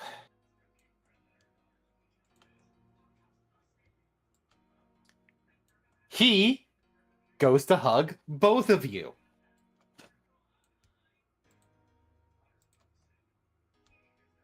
Luke, even if Luke will try to resist it, but this is purely because he is filthy. He is covered in dirt, in scratches, in dried blood. It looks like he has been fighting for the past week and hasn't taken enough of a break to clean himself up. Pacifico can clean up. You go. Pacifico can clean up later. He is fine with that. Yeah. Canvas, on the other hand, just looks like, well, when she cries, the aether kind of taints everything, so she's just kind of weirdly blue currently. Because she's been Pacifico is waxing also blue. her eyes and stuff, so she's just kind of blue and smudgy. And she doesn't resist the hug either. Like, she doesn't try and pull away. She's just kind of there for a moment. Pacifico will The resistance comes up to 14. And I would need to do, because I have to do this with disadvantage as well. It's probably athletics, right? Yep. That's a 6 for Pacifico. Luke is shockingly able to escape being hugged. Though it's clear he's not doing it because he doesn't want to be hugged. It's a case of he's filthy. Canvas kind of like gets partially hugged, looks over, and is like understanding but a little bit annoyed, and just kind of murmurs, "Not getting out of it." And she Oh, no. she quickened prestidigitates.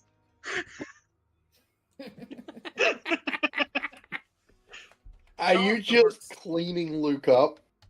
Yep. Speeding it up as well so he doesn't have a chance to recognize what's happening. What was it? Oh, Pacifico also has He's still prestidigitation. disheveled Nice. as hell. He's Like, still disheveled he's as fuck. Yeah, but he's no longer covered in blood and grime. Can I prestidigitate a hug?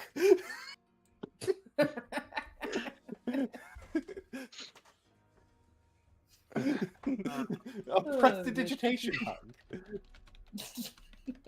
He lets out a small sigh and goes in for a hug. Alright. Big ol' hug. Hug. Pacifico will, after the hug, go back into leader mode and be like, Canvas, I am guessing that you're staying here for now? I mean, yeah, just a reminder in case it's been, because it's been like a year and a half. When we planeswalk to this place, we don't go inside this room typically. Just a reminder. Oh, 'Cause Why do you think I started yeah. healing you as soon as I got here? yeah, that's probably Yeah. why that was happening. That I- makes sense. Remembered that as soon as I recognized we were inside, I started trying to fix it. yeah, I've got to turn it back on, of course, because it's my Dovin failsafe. Yeah. Right. He looks over to Luke on the reassurance from Canvas. Considering how tired you are, do you want to ride over to your place? I'll be alright. It's not a case of jumping too much, it's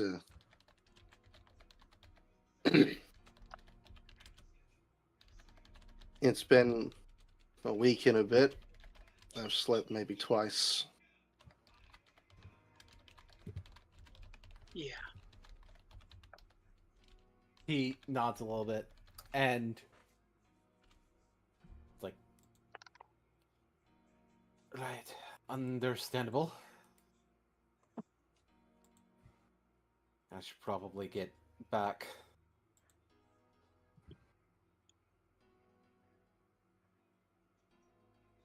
He looks towards Canvas. It's like,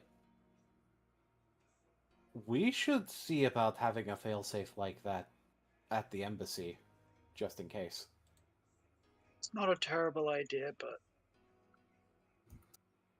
I wouldn't suggest having one like this. It's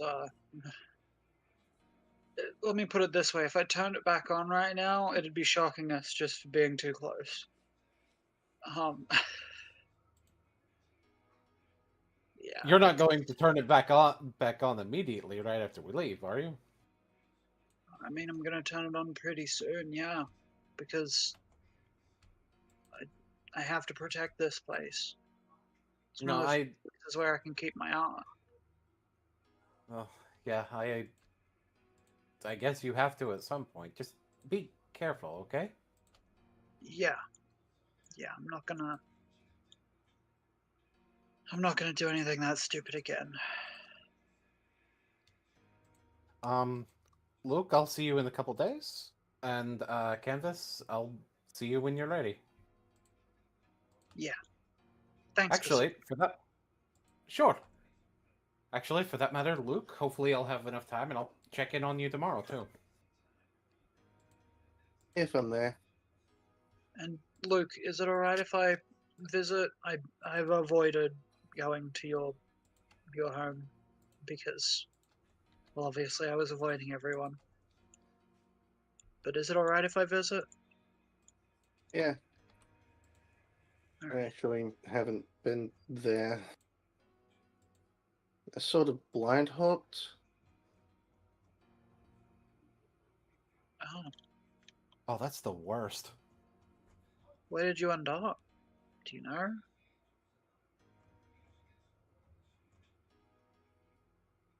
People apparently called it Tolvada. I'm gonna roll a history check with disadvantage to see if Pacifico at the moment remembers what Tolvada is. Do you remember where Kaya comes from? That's a 15. I think he remembers. It's like, Yeah. oh, no wonder you look like you've been getting your ass kicked for a week straight.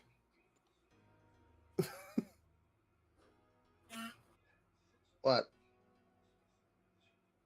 Yeah, Kaya told me going there tended to be a bad idea if you didn't know anybody. That explains why people kept trying to kick me. Yeah. Well, you two stay safe. I should probably get back before sunrise. Yeah. I'm actually gonna have to explain why. Fuck. What do you mean you're gonna have to explain? Oh yeah, right. Why were you at the embassy? Luke looks him up and down. Trying to sleep in his office.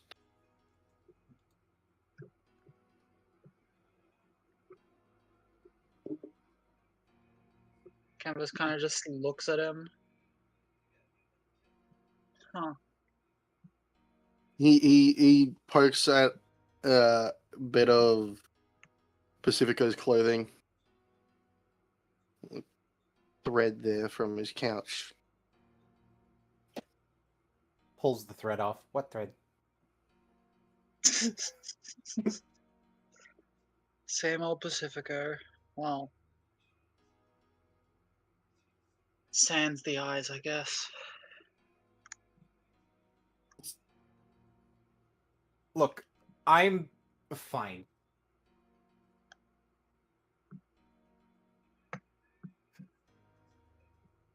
Okay? Editor's note: he is not fine.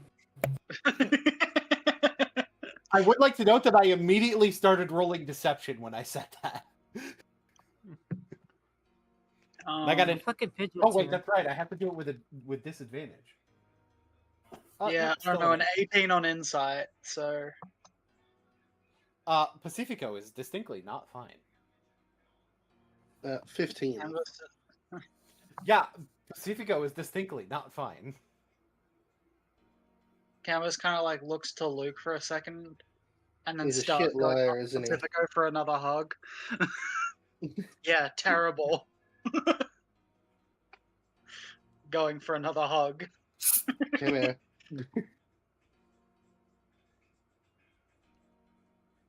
Now instead of Pacifico hugging both of them, it's both of them hugging Pacifico. Get sandwich hugged, nerd. He Is just this just like the starts disaster? crying. This is just disaster trio. He just Yeah. starts crying. The ultimate depression trio here.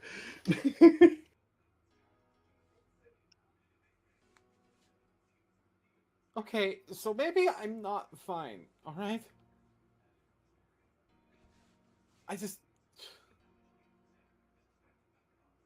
I don't know what getting back to fine looks like yet.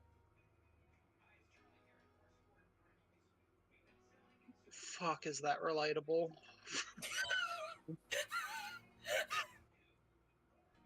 That's both B and canvas. Just fuck, that's too relatable. I read what happened. I was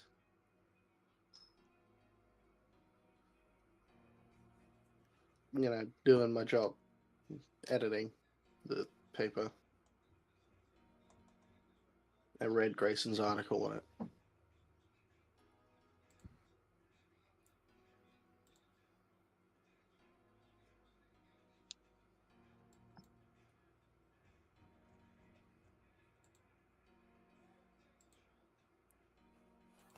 Also,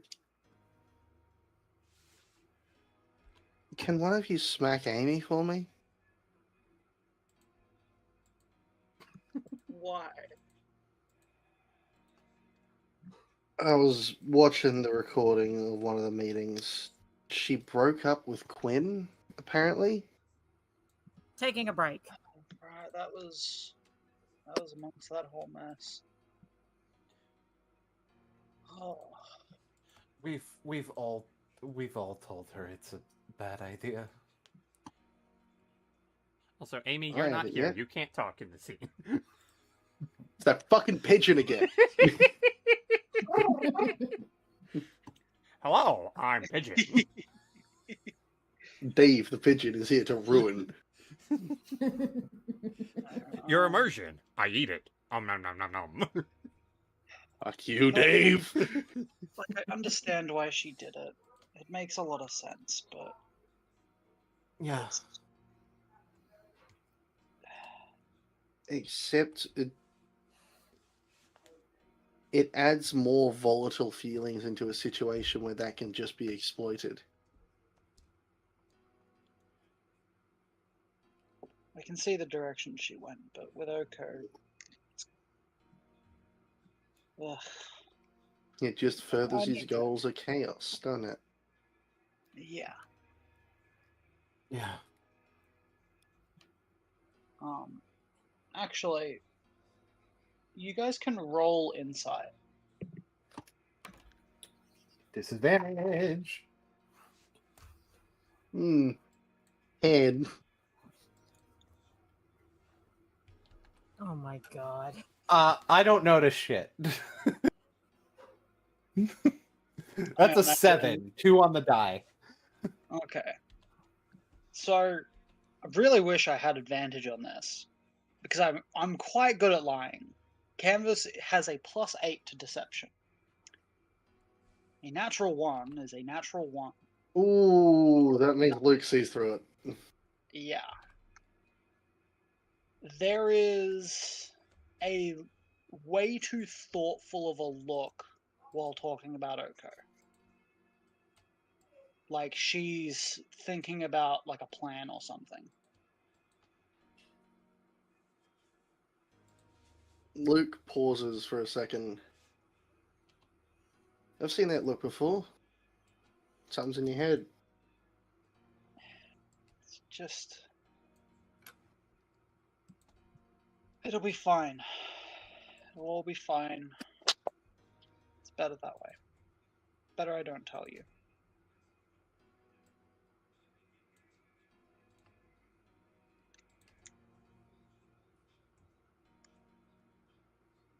No. Not telling people things is how half of the messes we get into start.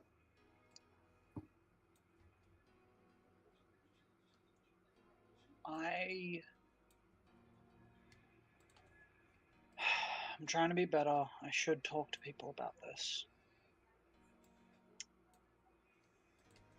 I have it written up. I've got it rehearsed. I've got it planned. And I know with decent accuracy where he's going to be. And I want to talk to him.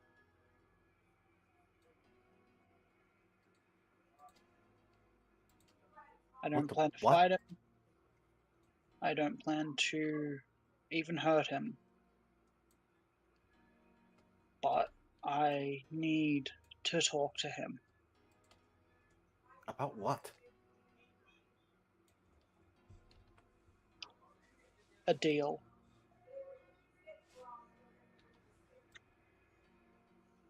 What kind of deal?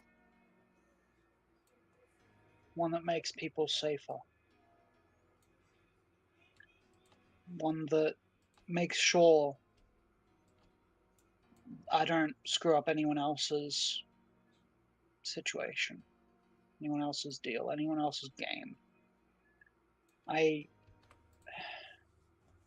need to talk to him, and I need to have some assurance from him. Bind him by his own words. It's the only way to deal with him. Only way that I still can.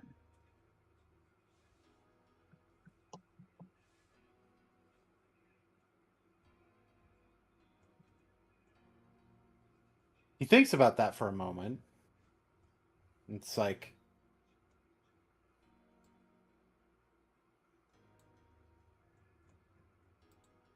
after what he did,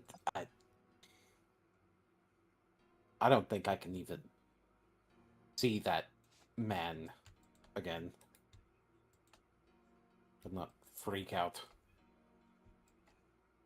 To be quite honest with you.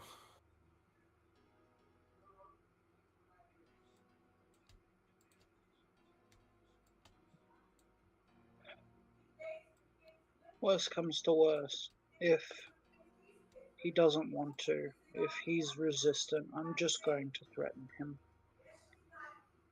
I have the choice words, I have the plan, I have the location. It'll be fine. And you can see she's kind of resigned into a repetition of that.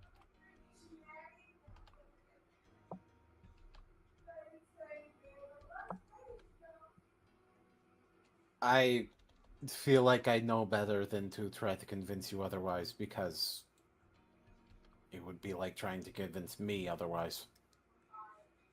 Yeah. I need you not to tell Amy Not to tell Amy what. what I just said. Oh, right. Yeah, I'm off my game. I understand. Luke steps closer and he fiddles with his wrist a little bit, pulling off the bracelet.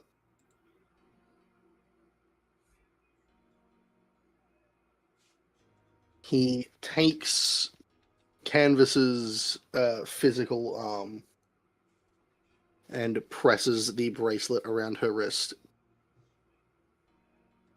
What is the bracelet? Solid gold. Right. It's a solid gold toque. That's wrist sized. Torque. Torque is the word. Yeah. It is etched with his family name on the inside.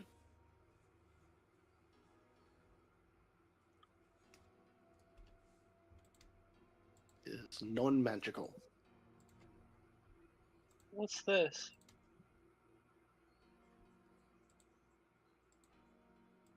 Insurance. Yeah? Honestly, I'm not in a state to argue.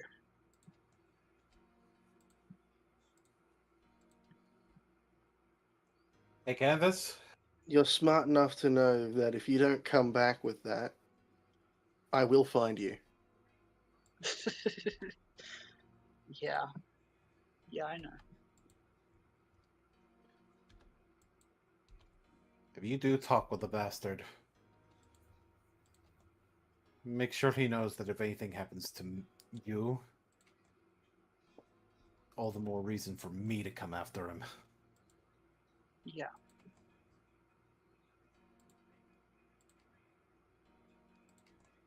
Because you'll be happy to know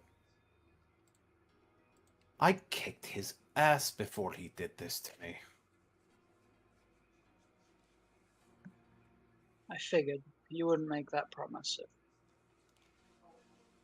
Yeah.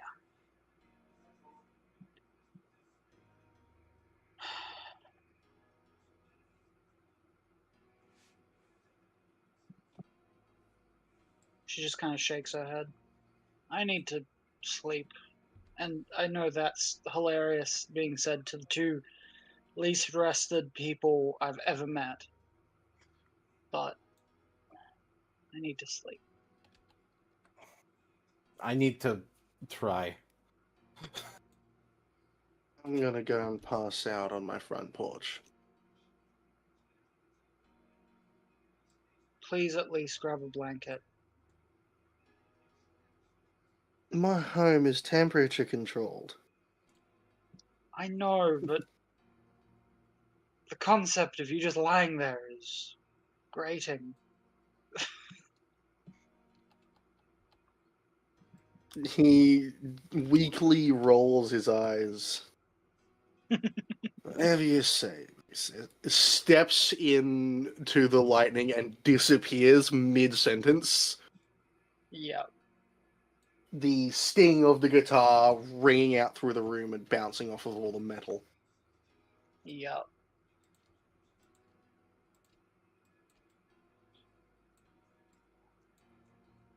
Then Pacifico is like, Canvas just you too. Pacifico. Yeah. Stay safe. You too. I make no promises, but you stay safe yourself. Yeah.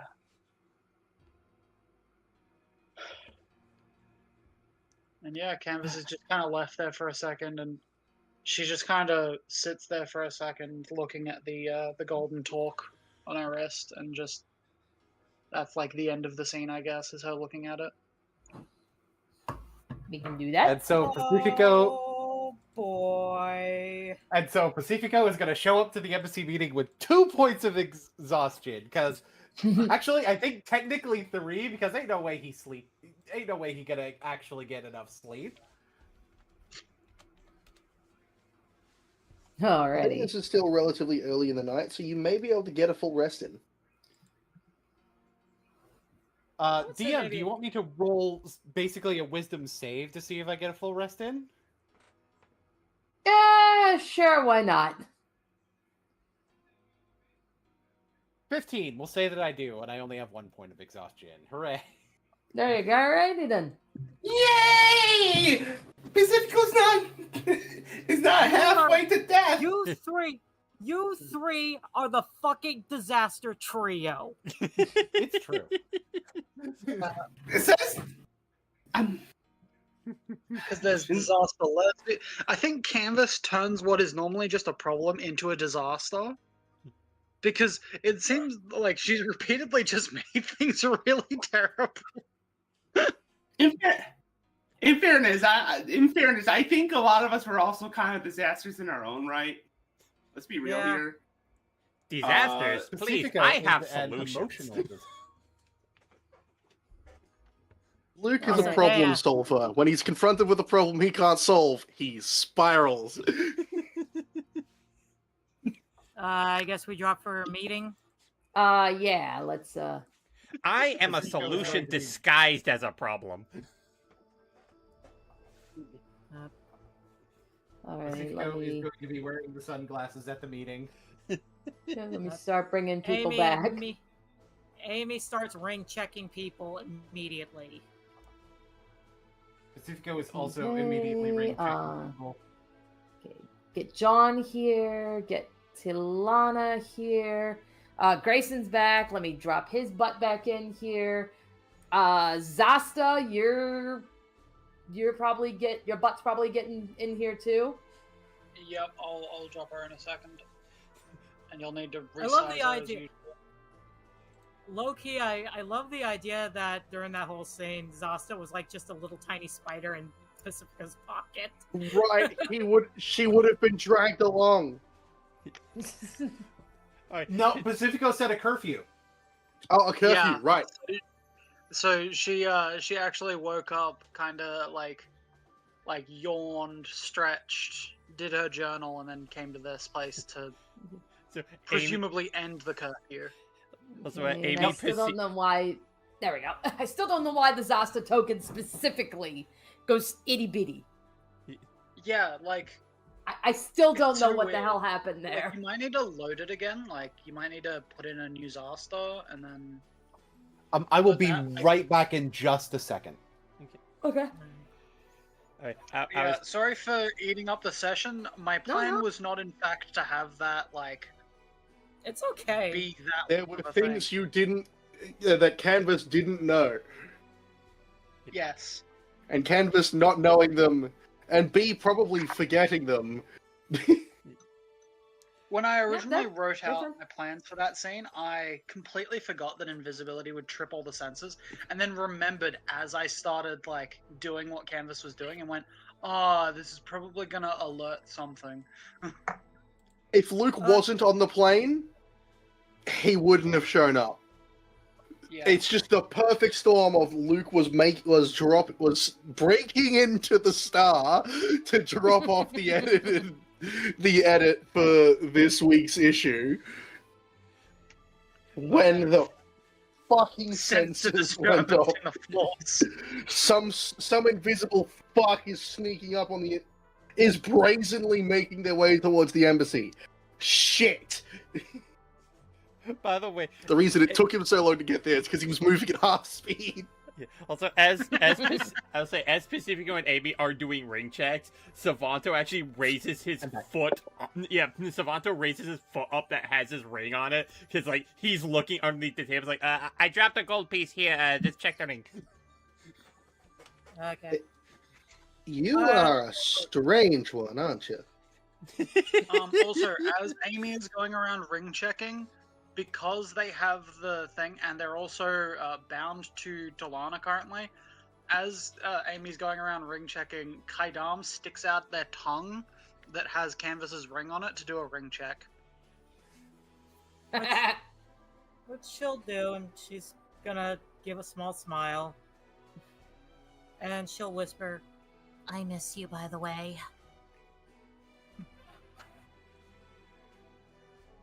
and Savanto, are you back to normal? Like you're standing up straight and shit like that? Standing what now? Are you standing up straight now? Oh, standing straight. That's never gonna be a thing. Well, guess what? Amy's gonna give you a freaking tight ass hug. And she'll say, Thank you, by the way, for recovering that piece. Sure, no problem. Glad to help. Like that mirror means a lot to me. Well, it's a good thing we got it back, isn't it? Yeah. 2 down, 4 to go. That thing's locked up tight, right? Yes. Good. The I'm only not in the people that could get into the safe. Yeah, Yeah, like- the only people that can get into the safe is me and Rubina. Good. I'm not in the mood to swim in hair again. Okay. just return back. I go. have a question. Hmm? Who is wearing the most exposed metal? John probably. Almost definitely John. I'm just He's wearing a whole exposed. suit of armor. Yeah, everybody else is in uniforms. John is in armor. The lights in the embassy's meeting room flicker a little bit. And sparks begin to jump between the segments of John's armor. It's like, what the fuck? How is he reacting to lightning being produced from his armor?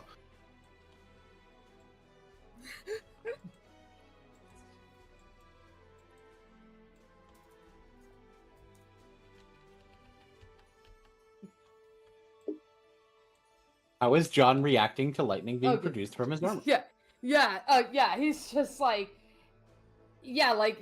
at first he's like, what the hell? Because then he's probably like turning to all of you, like looking at you guys, like he's like, yeah, he's just like, I'm trying to think, like, how would he word this? Like, he'd probably say, like, he'd probably maybe What take in like, the a name of the step High back. King? Not even that. It's like he would probably take a step back because his first reaction, he's thinking like, we're under attack.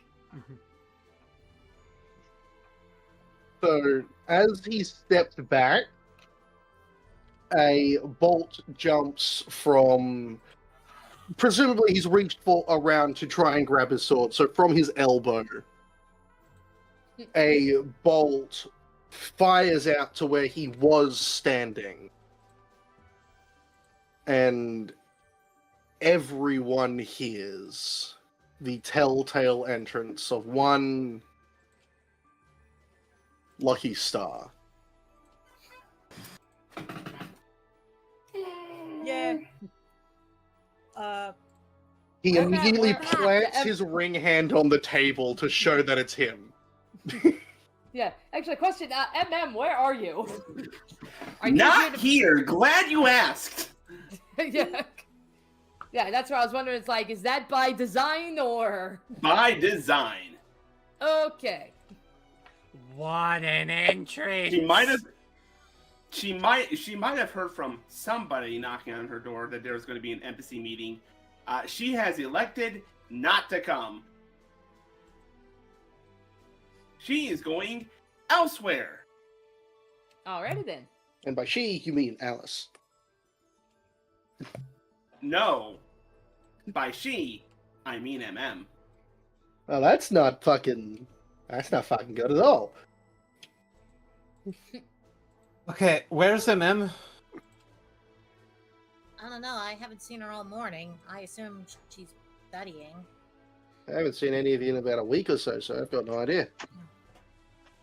By the way, I'm none of glad- you saw Pacifico leave the dorms. Right. Yeah. Yeah. Right. Nobody saw that. I'm glad you're okay, Luke. I was actually getting really worried about you. Hey, why are you worrying about me? I can handle myself. I got good news, though. Make an insight check.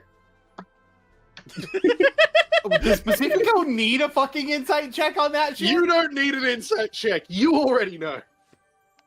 15.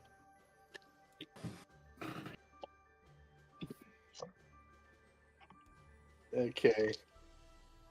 Not good at lying to people. There's his emotions on his face. And if you had at least 2 levels of exhaustion, you still have at least 1. Yeah. I said at least 2. I did not say 2.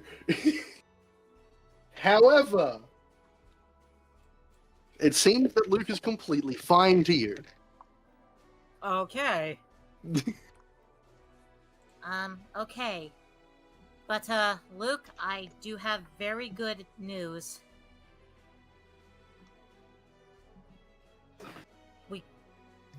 We got another piece. Piece of what? Piece of the puzzle? Piece mind? Piece of the magic mirror. Yeah, that's what I figured. Peace of mind might be something we need to work on a bit, though. Oh, just a I little bit. have to- Luke moves up so John can get back into his position.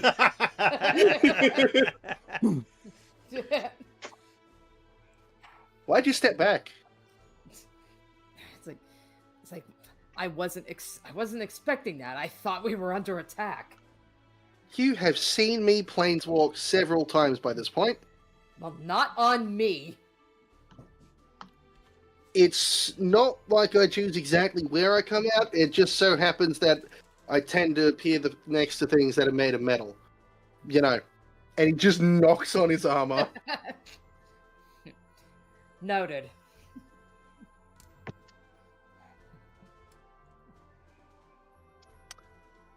Anyway, All right.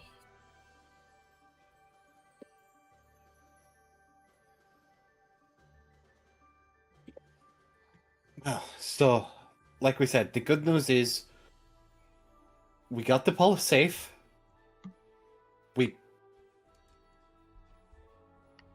We were able, as Amy pointed out, we were able to retrieve another piece of the mirror.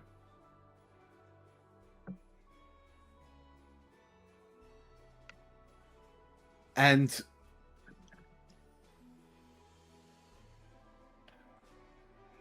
well, we have one less minion of Oko to worry about.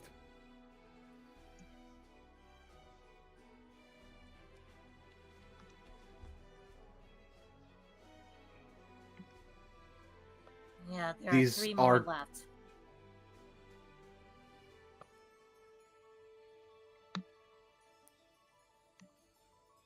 We have several things to think about, though. We don't know when the next move from Mugaxor or Carla are going to happen.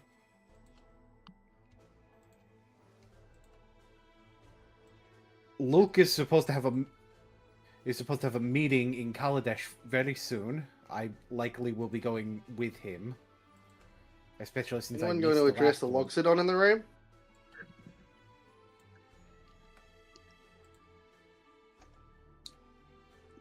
Vesta starts looking around for a Loxodon. Right. So this is What is that? Zasta. She is on parole under me. What? She was caught collecting information on me. She in bows, by the way. Azores. And in her little contract book, the job came from Carla. Oh, fucking A. And you're trusting her not to stab you in the back? She kind of just raises up her hand. I can't, and has the ring on. She literally can't. Luke makes his way around to get a closer look at the ring.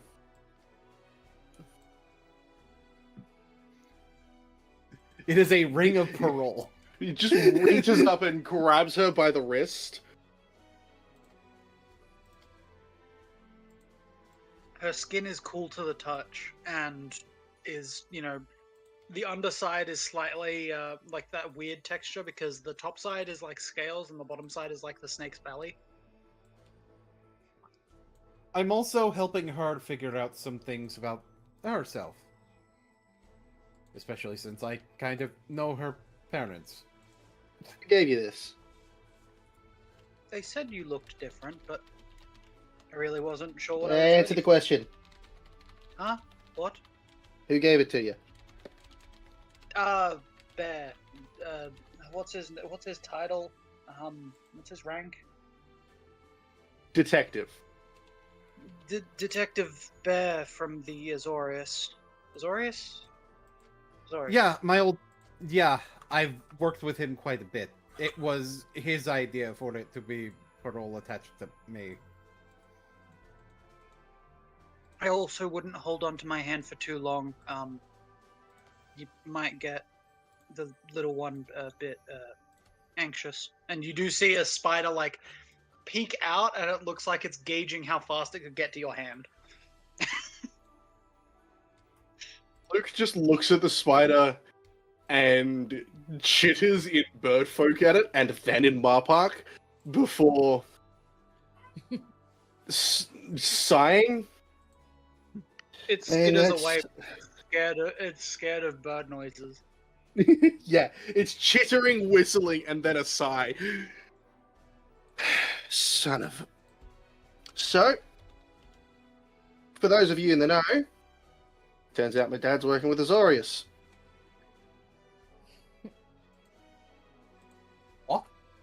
Huh? What kind of person do you think would be able to engineer a ring? He says as he makes his way back, that can keep someone from harming people.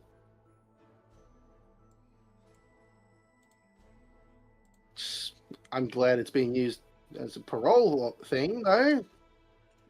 Originally, the concept was put together as a prisoner.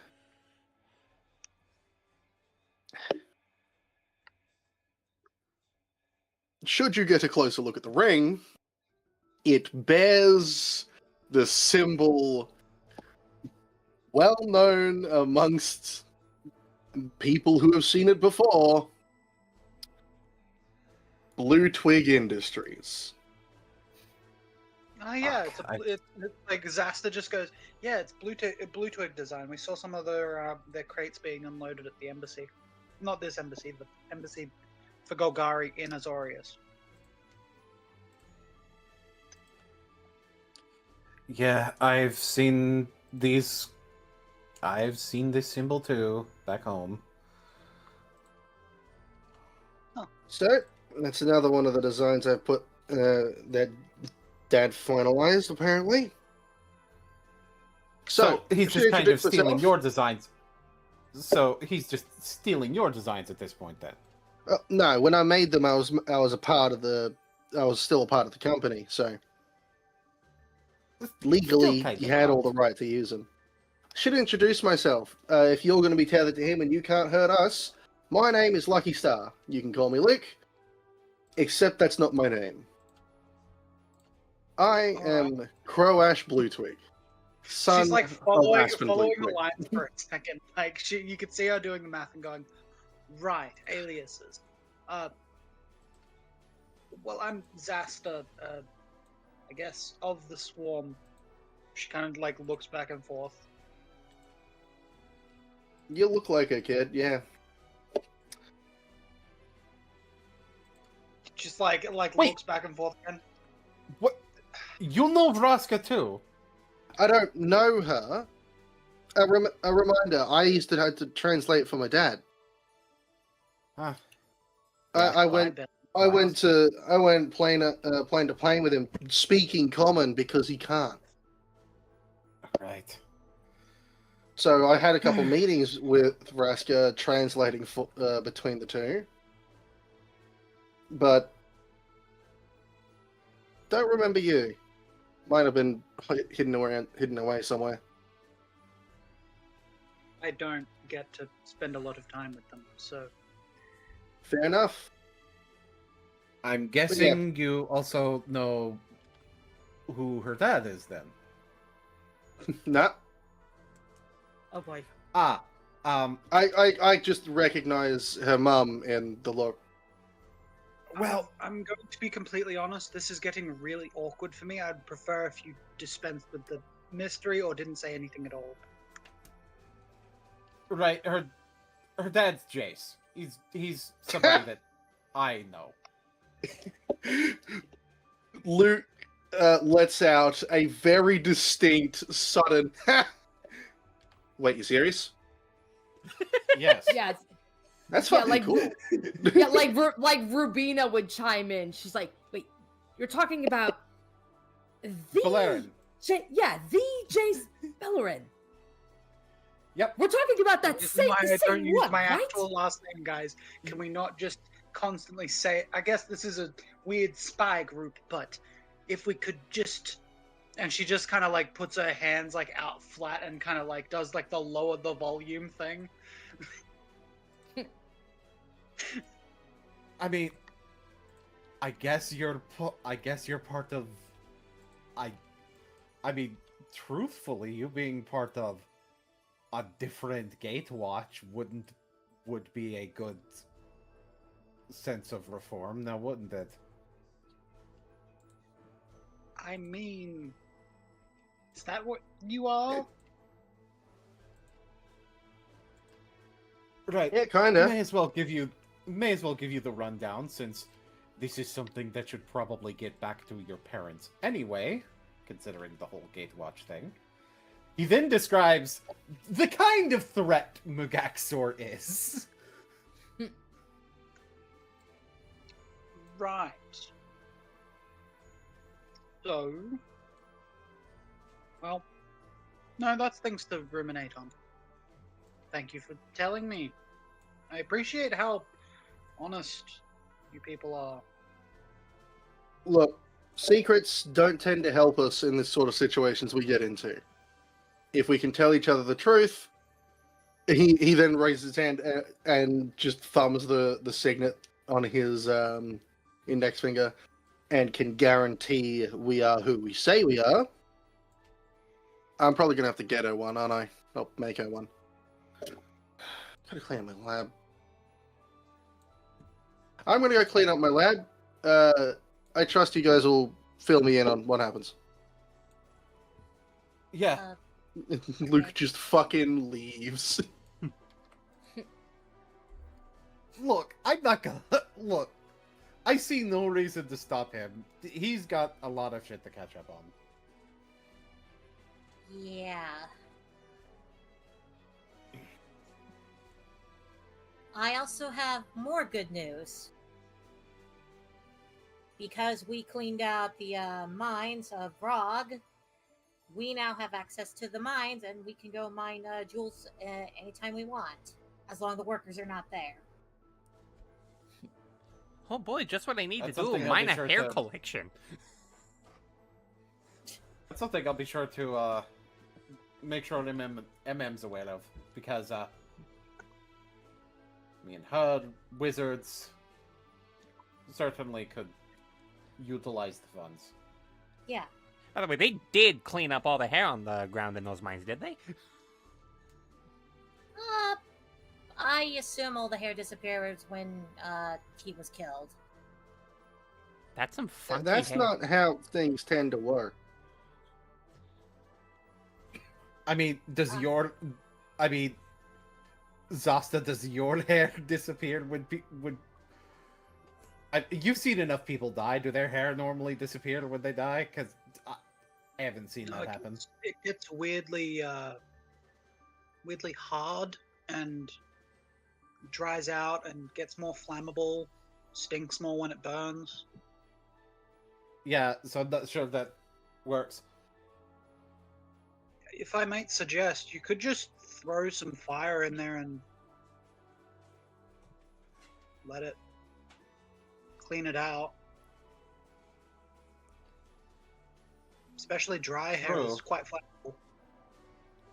Yeah. Other types of hair, like the stuff on your head, they go to gesture to themselves, but then like they don't have hair, so they start gesturing to other people. Savanto flicks his hair.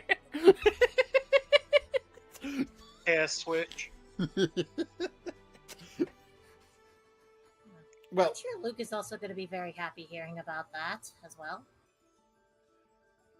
yeah, gems would probably be useful as power sources and stuff. In some Out of cases. character, specifically rubies. Yeah. Homunculus, I don't care what kind of gem it is, as long as it's worth at least 100. So, more good news.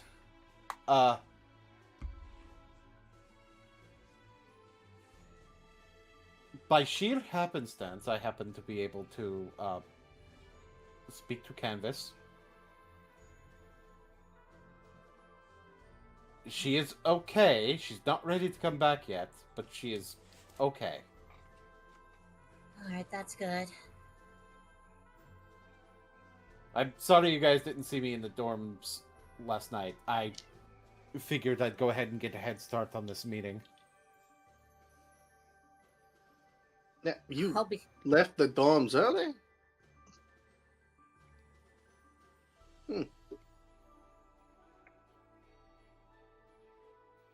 Yeah. I did roll deception.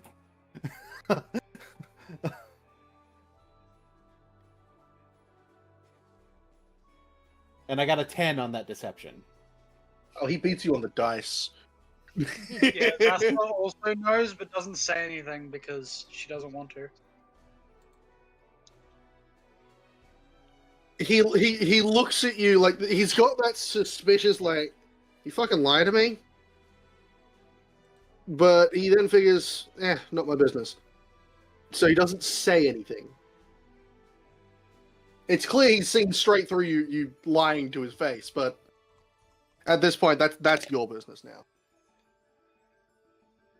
I think my brain subconsciously rolled a perception check, but then I just kind of woke up with a pillow in my mouth.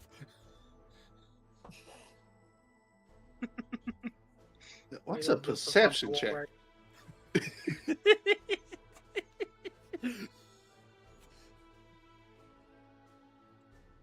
I mean, I understand checking with perception, but how would you roll something like that? That's very strange. Anyway. I don't know. Ask my subconscious. It did it. Your subconscious is even weirder than you are. Don't tell him that. He's very sensitive. Y'all are weird. Don't look at me! Yeah. He's the one talking about rolling perception checks with his subconscious or some shit. Now, Oh. I need you to take 1 second. Just one.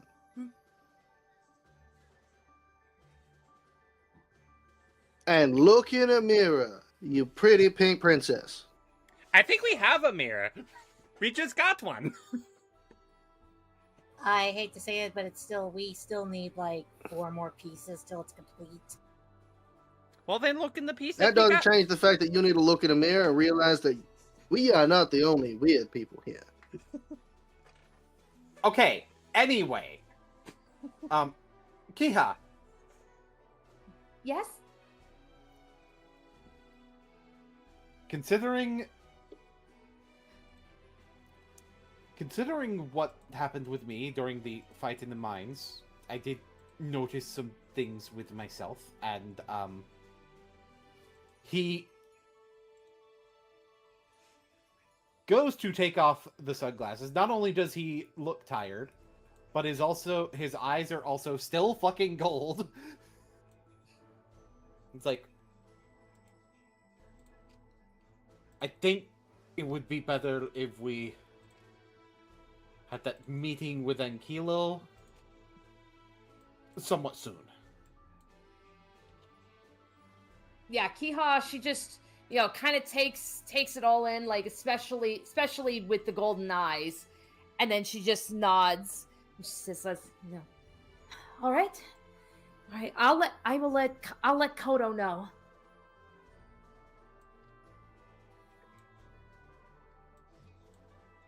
Well, He nods. It's like between the 3 of us, we'll find a proper date. Of course. Okay, I think that's all from me. Does anyone else have anything? Verelda Lang will actually chime in. She says, it's like, well, it's like, Batty Tracy did give me an update on what has happened with Cadoris. It seems he is recovering quite well. She does want to, keep him around for maybe 1 more day.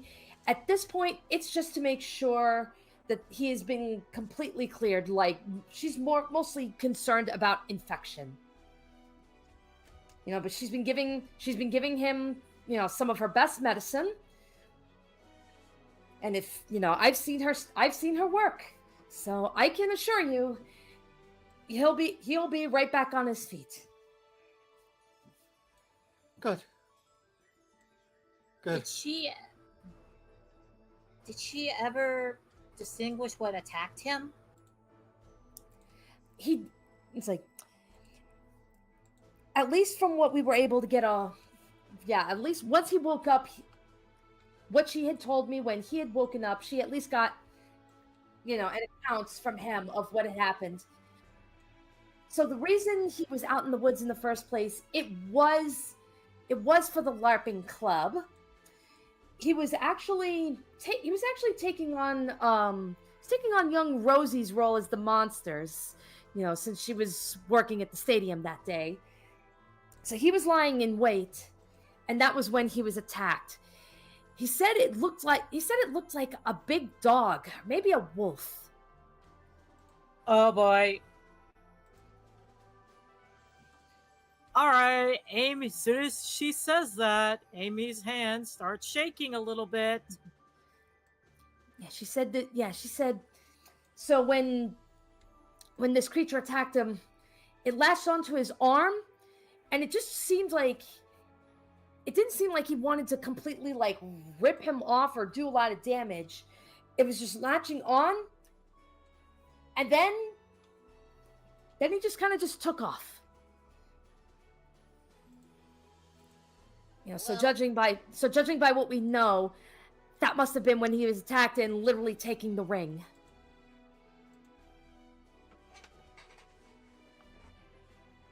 Well, of course, he would take on the shape of a wolf. Yeah, well, luckily for him, that was where one of Tracy's helpers, Hello, found him. And thank goodness. From my understanding, the damage did seem pretty severe.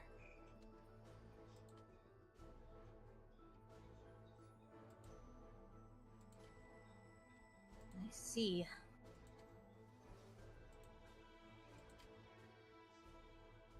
Pacifico is currently looking down at the table. Nodding a little bit. Trying to keep his composure. He's fine. As much as I want to stay here, I should probably get going. I have some things I need to do today. Understandable. Yeah. I Miss Lang, I appreciate the update. You're welcome.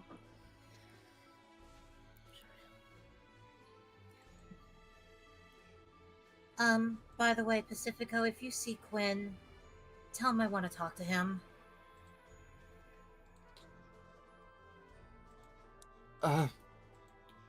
Sure.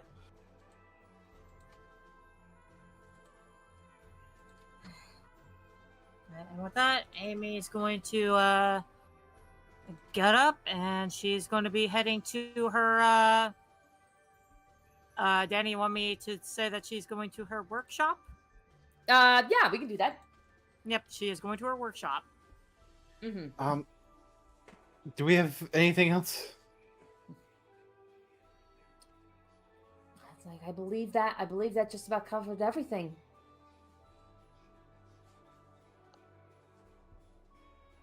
Zasta kind of scratches at her arm, and a beetle crawls out. Her eyes flash red, it turns to stone, and she just eats it. Oh, I guess that's meeting adjourned for now then.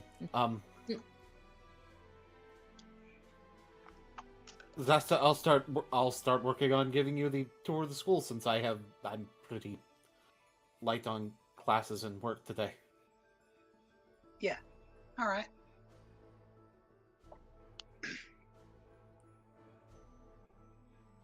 And yeah, she'll go with Pacifico. Alrighty.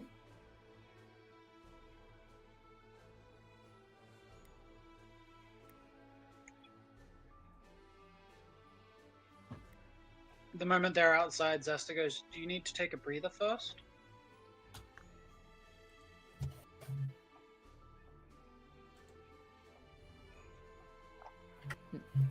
Probably. Yeah, we'll go take a breather, get a drink. I heard there's coffee on campus. Yeah, there is. I definitely need more. Alright. That can be the first stop, I guess. We'll sit down at a cafe. No use trying to teach things when you're looking like this. Kind of like look you up and down. There's like the tiniest note of concern hidden behind the wall of callousness of, yeah, you can't just be walking around looking like this. You're a fucking disaster, bro.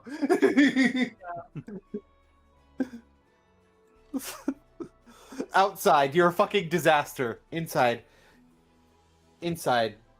you need... I'm willing to help you not be a disaster. Listen. Yeah.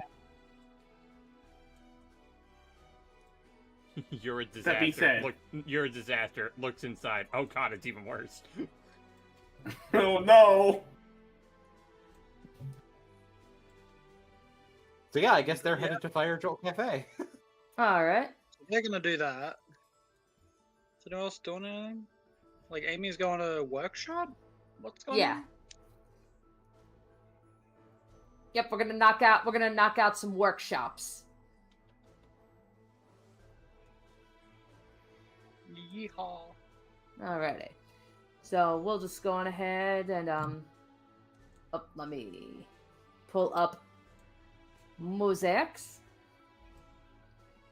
So Amy, so this workshop, this is a workshop in Witherbloom. All right, so this is the reflecting and preserving. So help honor the students and graduates who are resting in peace by cleaning the graveyard before the first winter snow. So leading this is Eudora, the grave gardener. So so as she explains, so on campus, there is a graveyard area because sometimes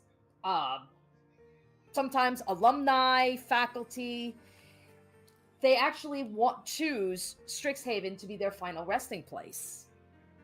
And it is Eudora's responsibility to ensure that, of their internment. And one of the things that she does is that she plants a tree for every grave. So as she's explaining this, she says, so winter's going to be coming, so the leaves will be falling, and we will be having our first snow. Out of respect, we're going to give it all the gravestones and a nice clean. Given where we are, I do ask, not too much noise. Be mindful, be respectful, do not break anything. Of course.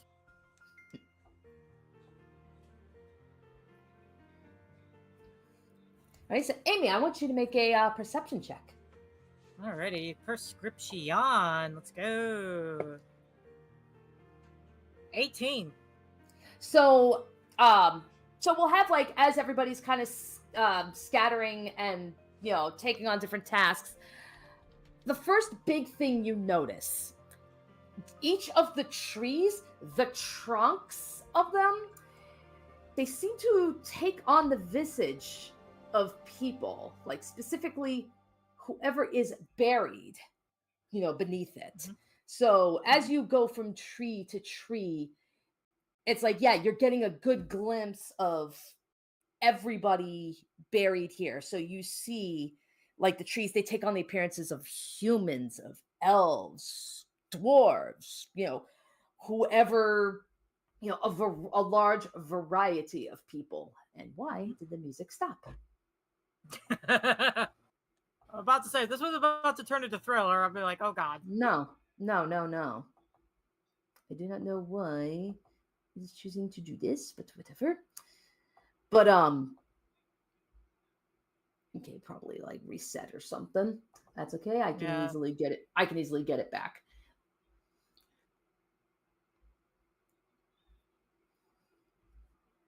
Okay.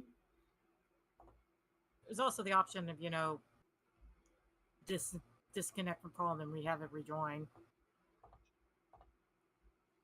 Let's see. There we go. Oh, there it goes. Yep. I just set it back.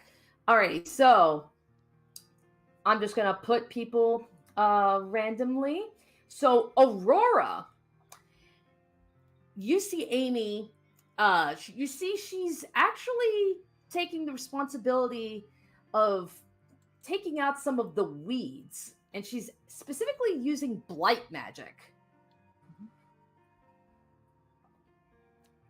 Interesting. Okay. You see Shivadri is pretty much just going grave to grave, offering prayers.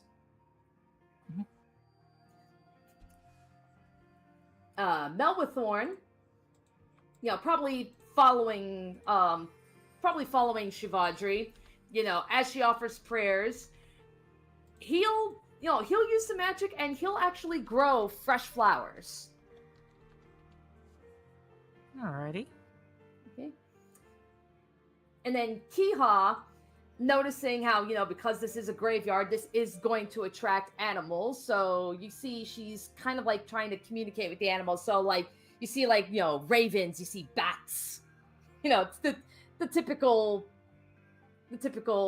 people you see in graveyards. Yeah, the usual. Yeah, just making sure that they're okay, nobody's pooping on the graves or anything. All right, so Amy, what will you be doing? Alrighty. Alright, so Amy's gonna go up to a random grave. And I'll choose. Why not this one? Okay. And she sees that the area a little bit.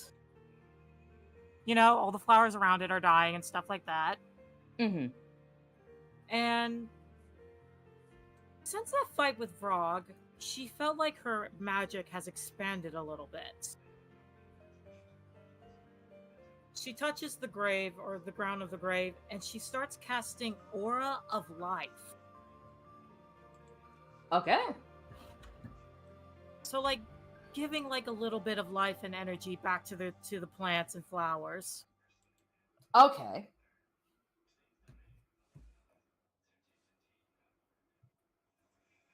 All right. Yeah, that's what I was wondering. I was like, yeah, what exactly are you doing? It's a funny spell. I love it though. All right. She's also just, weirdly talking to the person in the grave. Like, hey, how you doing? Don't mind me. I'm just, kind of cleaning up the place. Something she used to do when she visited her dad's grave. All right. All right, cool. Alrighty. Mm. All right. Okay, then so as you're kind of communicating and such, let's see, we'll have so we'll actually have Chevauderie, she'll actually come to you. Yep. Okay? And she'll just be like, it's like I'm sorry, am I disturbing you? No, you're not. Hi. Yes. It's like, Amy, there's something I think you need to see. Sure. Okay. All right. So I'm just going around grave to grave, just offering prayers. And there's one in particular I think you need to see. All right. Lead the way. Okay. So she's gonna lead you to this one that's up in the corner here. All right. So yeah. So this one you can see, like, while the other trees they're starting to turn color, this tree, a lot of the leaves are already starting to fall off of it, and it's looking very bare. All right. The tree itself, so you know how each of the trees they bear like the shapes of the people underneath them. This tree is blank. There isn't an image of anybody in this tree. She blinks a bit. What the heck? It's like, Amy, look at the stone. All right, Amy will examine the stone. It reads Roderick Pale. Yep. As soon as she sees that name, she jumps back in it. Roderick. It's like, I know you've been trying to look for information on him. It's just, this is what concerns me. Eudora, she said that she plants the trees herself, and they take on the shape of who rests here, but there's no image here.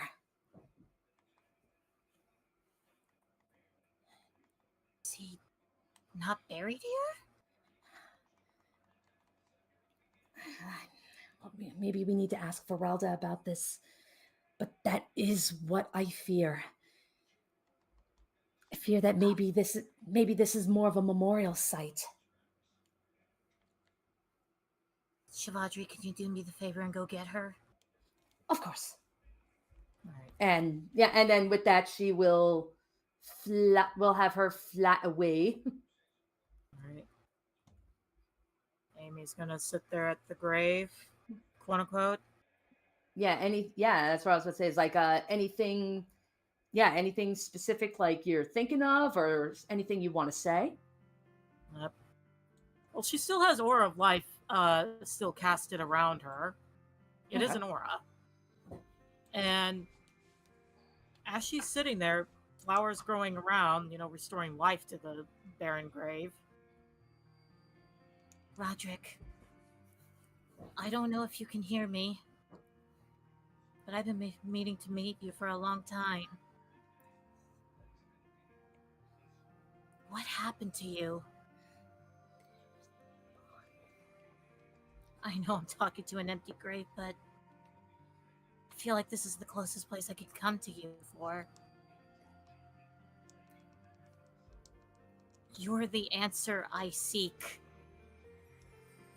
for my past.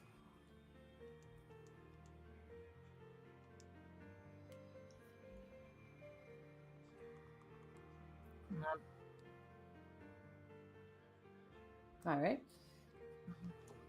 All right. So as all right. So eventually, So we'll say some time has passed, and Shivadri will come with Verelda. Yep. She turns. Yeah. And Verelda's like, well, it's been quite some time since I've last been here.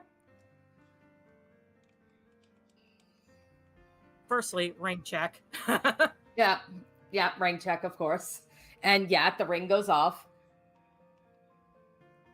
Verelda, look at this grave more carefully. You're wondering about the tree, aren't you? Yeah. It's like, that's where she's like, yeah, it's as Shivadri surmised, it really does serve more as a memorial site. After that night when Margoxar killed him, the both of them were gone. I see.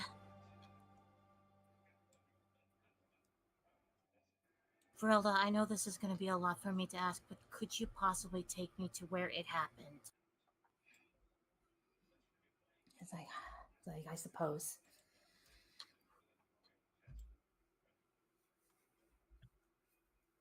Alrighty, and then I guess I don't have a map for that because I think this actually pertains to something way later. So I do not have a map for this quite yet. We could do Theater of the Mind if you want to try that. Certainly, we can do that. All right, so yeah, so we will have we'll say once the workshop, once the workshop's over, once everybody's done their deeds and taken care of the graves. Yeah, Verelda, she will take you, and what you see, she kind of takes you in front of a building, and it's more kind of in a courtyard of this building. And that's where, and Verelda will say, she's like, this was where I saw it happen.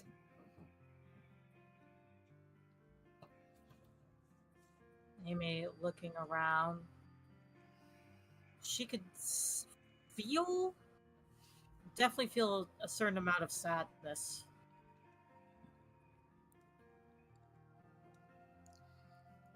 All right.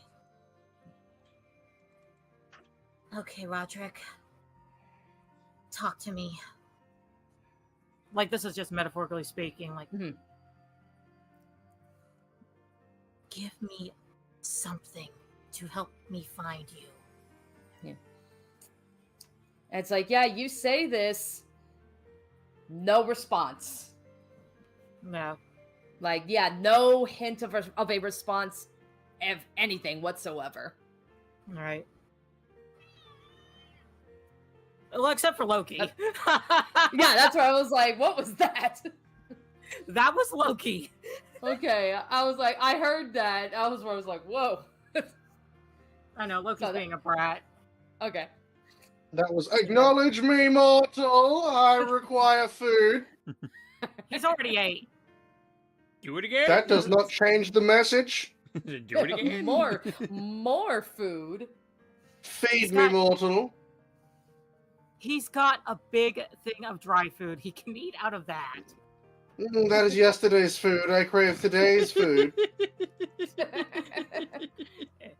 Anyway. So yeah. Amy's just looking around, like any sign, anything that could help. Because she wants to know the story.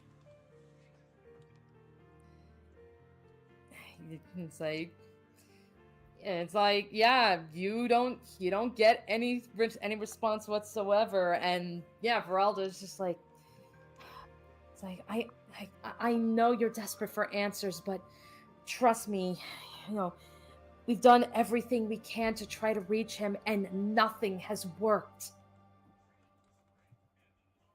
I understand. Maybe perhaps in time, he'll try to reach out.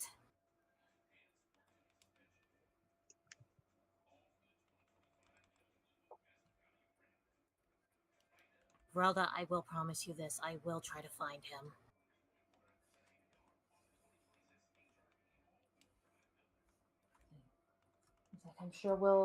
It's like, I'm sure we'll get more answers in due time.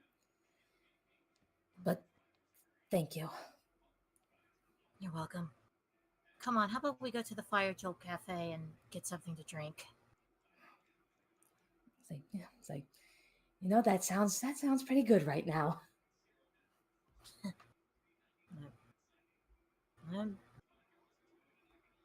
as they walk away, Okay. she just thinks to herself, she knows there's got to be a way to reach him. So yeah, off to the Fire Jolt Cafe. Alrighty. Alrighty then. So, okay, there is one more workshop I would like to do, but it would require an MM who is doing shenanigans, apparently. He is not on this plane. Oh boy. Okay, so what is the MM doing? I said,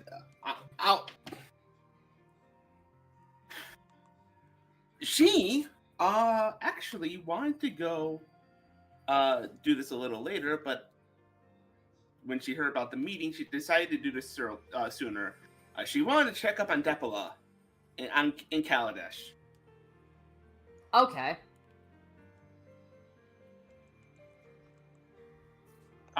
Partially because she was going to do that anyway, but also partially because she is still right now not in a particularly great state to be around. She's much better when compared to the day before. Okay. But she recognizes she is not in a good enough position to be in the same vicinity as certain people. Gotcha. Okay. So she still does not know that Luke is back. Unfortunate for her. Alrighty. We will do that then.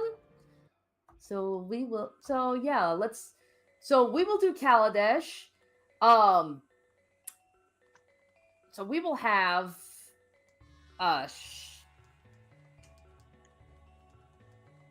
Yeah. Okay. Yeah. That's what I'm thinking. Like. Okay. So yeah. Yeah. You absolutely have been here before. So. Yep. You go to check the little hideouts for the members of the Dragon Smile. Is my part of the conversation also fair? The thing that I posted in the chat? Oh, yes. Yeah, like Canvas is probably here talking to Paulo. Sure. Yeah. Yep, just feel I feel free. like I'm everywhere currently. Yeah, it's okay. Fine. Probably inevitable that you were going to be here. It's just a matter. It's just, admittedly, not the reason she was here for. But that's fine. Knock knock. Yeah. So like the lookouts, they'll look out the window and they'll see you, and that's where they'll turn and they'll just say, it's like, hey, Canvas. I think one of your friends from school is here. The one with the horns. Oh, I mean, let her in. All right. So, yep, they will open the door for you. Thank you. She turns to see Depola and sees Canvas as well. Real quickly, she's just gonna go up and just be like, addressing Canvas first. I promise I was not here to follow you. No, it's fine. It's fine. Actually, I wanted to make sure Depola was safe. Depola, are you safe? Are you okay? It's like, the hot meal and the soft bed was exactly what the doctor ordered.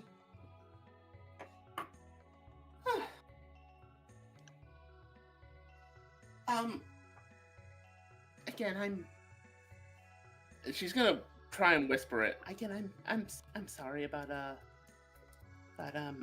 everything. It's okay. It's okay. It's okay.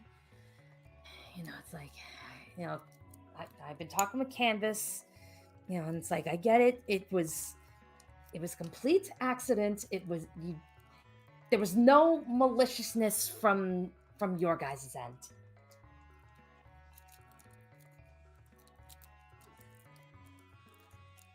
I might still be checking every now and then just to make sure that nothing else has happened, okay? Because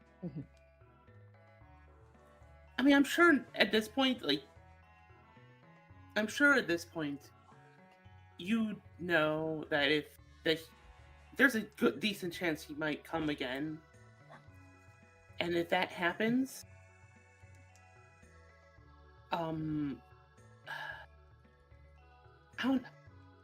I hope he's not going to try and pretend to be Canvas again. But if he does try, I think we know now. So I want to make sure that if anything ever happens, we'll be able to rescue you sooner.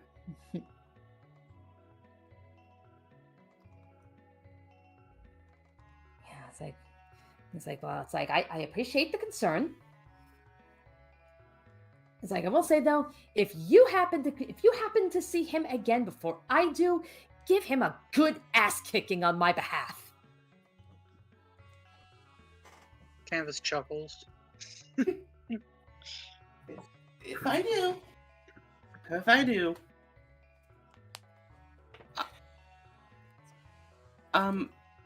Yeah, that was the main reason I suppose part of the reason why I'm here.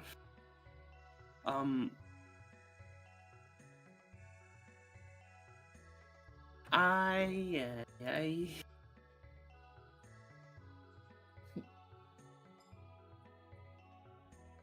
Shit, I'm trying to find. I out of character. I'm trying to find ways to word this.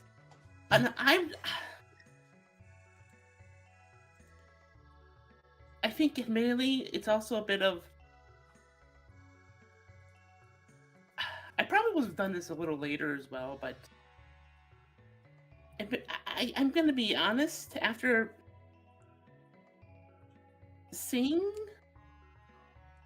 things yesterday, I don't. I don't feel as comfortable. I don't feel.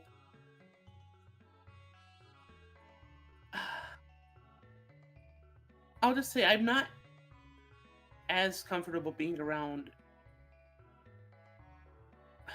really just one person right now. And I knew where she was going to be. You could, if you're okay with being here, you can hang out with us.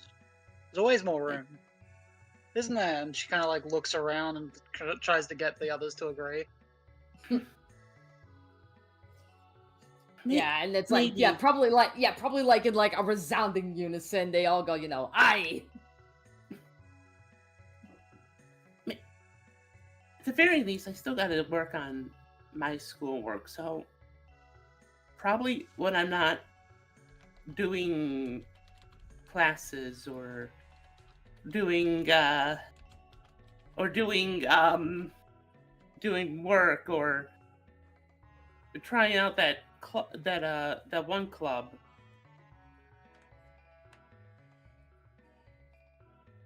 Canvas is just nodding along.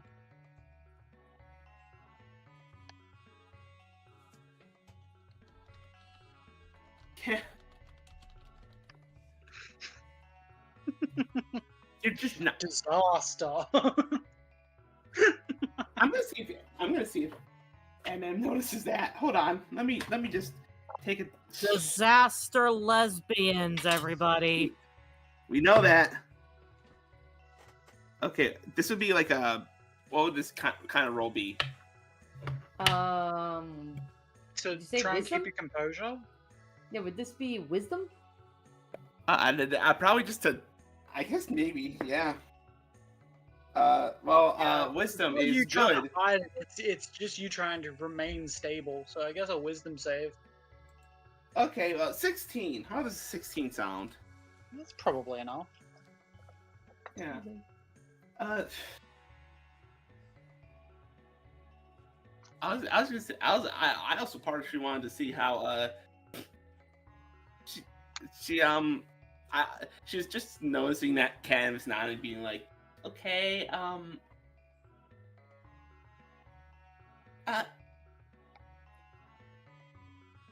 there's probably also, I mean, there's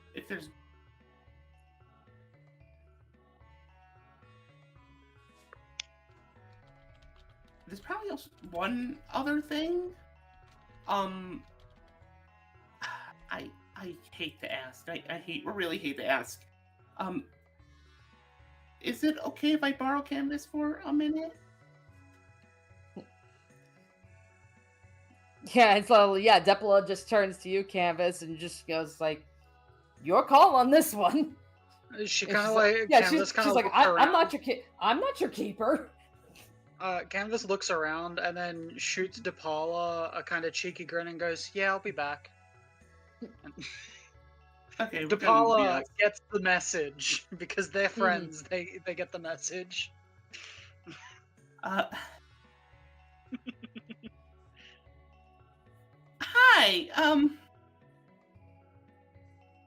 It's nice to see you again. Yeah, it is. I promise. I promise. I was only here for Depola. I wasn't here to. No. It's fine. You're allowed to go places. I'm not gonna stop you. I know, but I still want to make sure your letters are followed, you know? Sure, I was given the message that, I could hang out with Tilana, but like, Look, I made a decision yesterday, and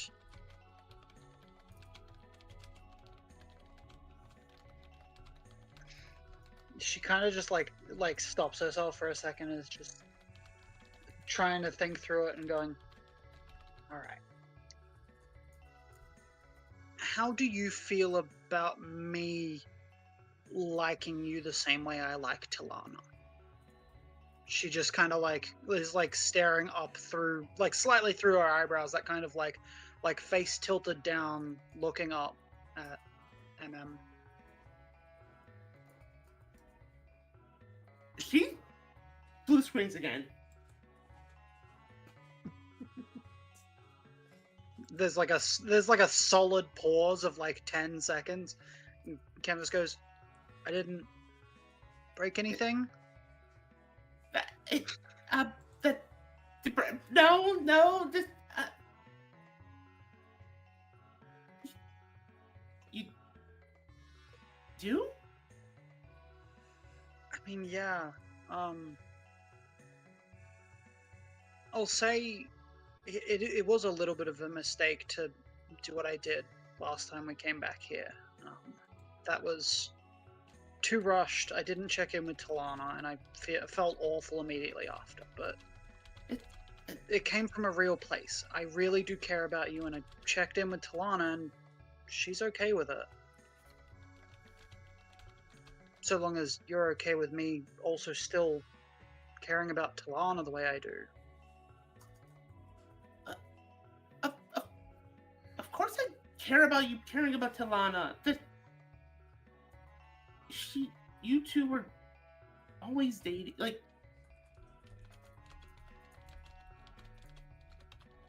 I've known you two as a couple for a while now. I've always been supportive of that. And now always support it. For as long as you two are, and I should preface, I hope it never ends, for as long as you two are together. That makes sense. Look, you can come back here. I'm probably going to be here for the most part. I have some things to do, but I'm trying to reconnect with them. But yeah.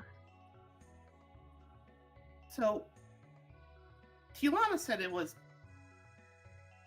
okay, right? Yes, I had to check with her before saying anything to you again. I didn't want to ruin that.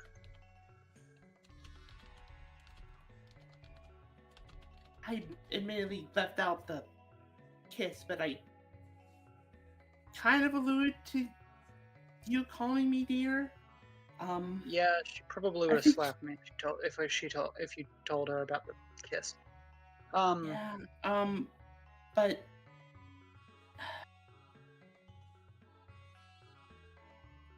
just, I guess, if you ever do feel, how you feel about her and me to anyone else, definitely let her know. And she takes a second. Would it be okay if you let me know too? Of course. And I also, it's hard not to notice, but I'm totally fine with you also caring about Rowan if you want to be in a relationship with me as well. Honestly, she's a catch if you manage it. You can... Okay. It's not going to be a hard... You know what? I'm going to say it's so easy to tell. Her face is red. The moment you say that. Just... Canvas is just kind of looking and going, God, that's adorable. Look, I can attempt to wingman for you, but I'm terrible at wingmanning. It's okay. Like, I stole Tapala's last boyfriend for a bit. That was a whole issue.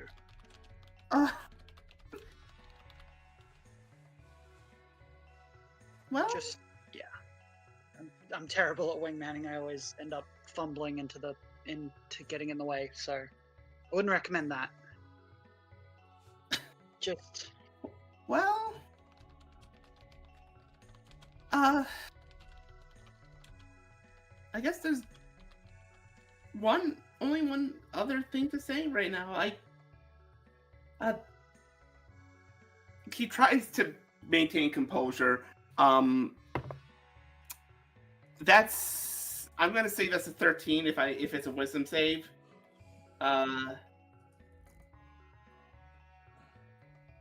probably a fail.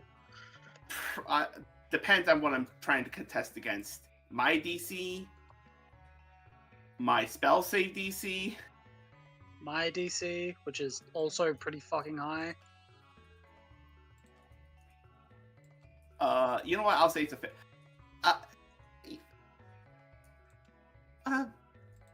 It's gonna sound like a silly question. Maybe I'm just a little dense. Yeah. When you were asking if I was okay with that one question earlier, was that you asking me out? Canvas like pauses for a second. Yes, it was.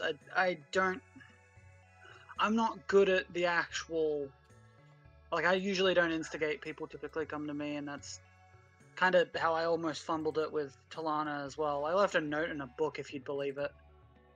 That was...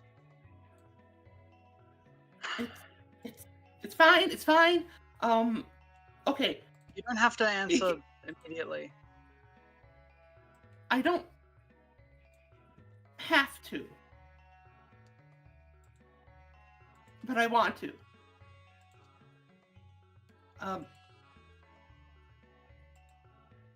Just be ready to punch me if Alice tries anything, okay? Oh yeah, no, I'm entirely on board. Like, I get that. But would it be okay if I said yes? Yes. And Canvas is going to go in for a kiss.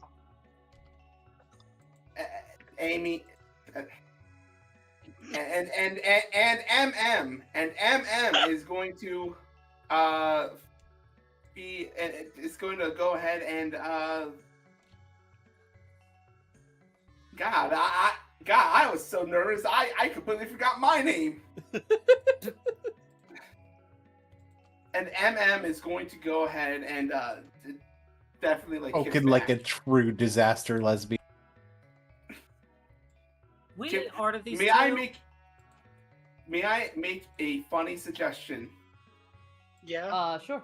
Outside the window, like at the window, are basically all of the everyone. Oh It's yeah. basically everyone Yeah. squatting. The moment Canvas gave like the grin to DePaula, DePaula immediately spilled the beans to the entire crew. Oh yeah.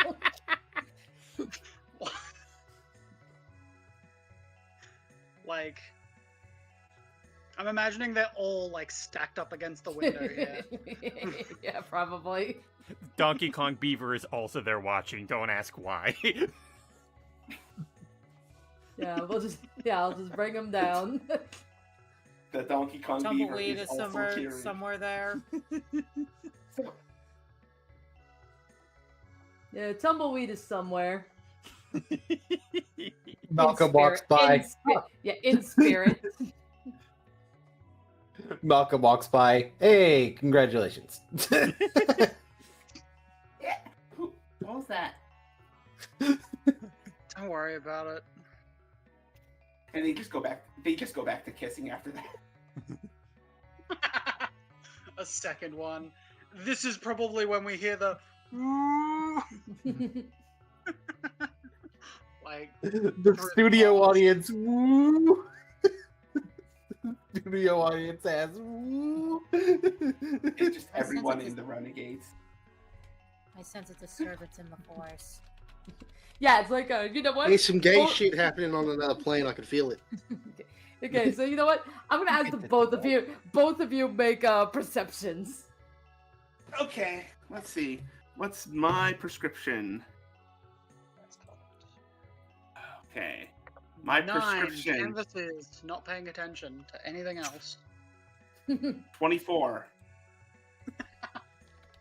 Oh yeah. Okay. So yeah. And then so, it's gonna have to do the perception. The perception for both of us. Alrighty, yeah, so like MM, like, you know, like just swept up in the lovely moment.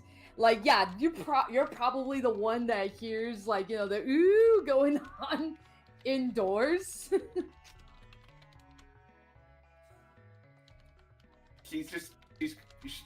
There's gonna be a moment where she looks at the window, notices everyone, and then just looks back at Canvas. And Canvas eventually pulls away from the kiss and just kind of like flutters for a second and just goes,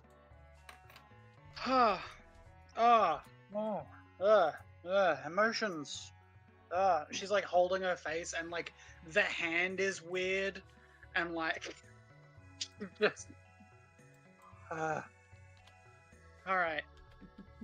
And that is when, yeah, it's like, and that is when, you know, that is when you hear, it's like, I was like, all right, get back to your positions, and you turn, and here comes Mom. Oh yeah, here we go.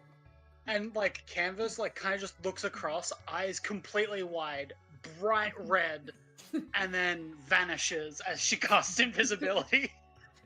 Yeah, and then it's like, yeah, like sure, Just- and it's like, sure enough, that's when like, okay, everybody goes back to, like, everybody goes back to their positions. Just immediately, just Uh, because that's the awkwardest thing. Because this is all. I imagine the street goes on further than this. We only just noticed because she got this close. Yeah. I'm sorry. Candace then casts invisibility on MM, making herself visible, and goes, "Shit!" You can't hide from Mom. So MM goes invisible. Canvas is no longer visible because she cast a spell that requires concentration.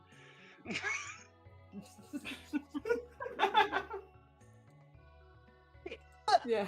So it's, Yeah. And like Canvas like is going through the Rolodex of actions. All right, emote wheel, salute. Emote will salute vanishes.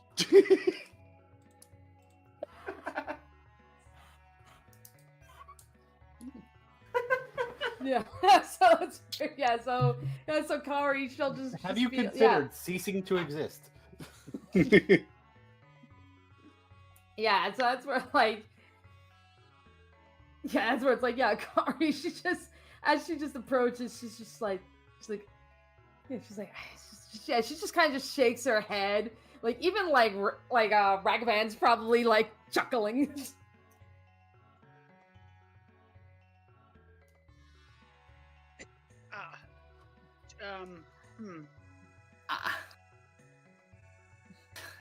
You didn't see anything. Just like staring at Mom.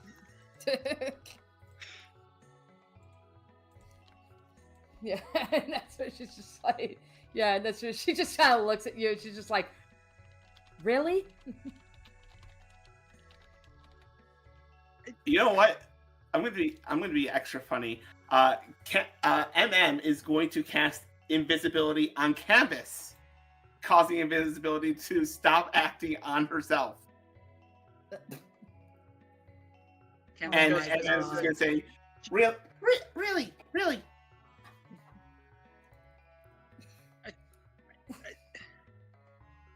She's like, oh, the both of you. You're both disasters, and that means you're perfect for each other. Yeah, that's where she's like, look, far be it from look, whoever my daughter wants to date, that's her business. You know, just as long as you don't do anything to hurt each other. It's like the minute you do that, then you're answering to me.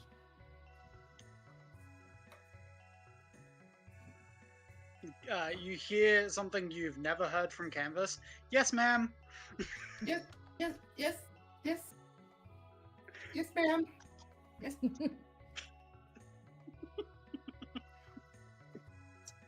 Instinctively goes, yes, mom. No, better. Yes, ma'am. Yes, ma'am. Yes, ma'am. Yes, ma'am. Panic. She's gonna just briefly go over here, just be like, oh shit, I messed up there. One minute in. Already. Don't worry. Next. Oh, fuck! This year's a ruin. Next year's gonna be my year. Don't worry about it. It's fine. Yeah, and that's what Cry's like. Canvas kind of like creeps over invisibly and just goes, I mean, now I have to meet your parents, right? How does that work?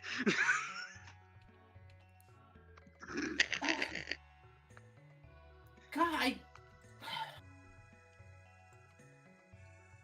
I wish I could meet my parents. But yeah, I mean, the closest thing I have is unfortunately her, and you two don't exactly get along. Ah, right. Look. It's okay, she's a bitch. I mean, yeah. But when you come back, like they're gonna treat you like family. You know that, right? Like when you come back here. She's gesturing, but she's invisible, so MM kind of gets it. Just looks back at the the renegades through the window. Even if they're not at the window, you know, you can still see through the window.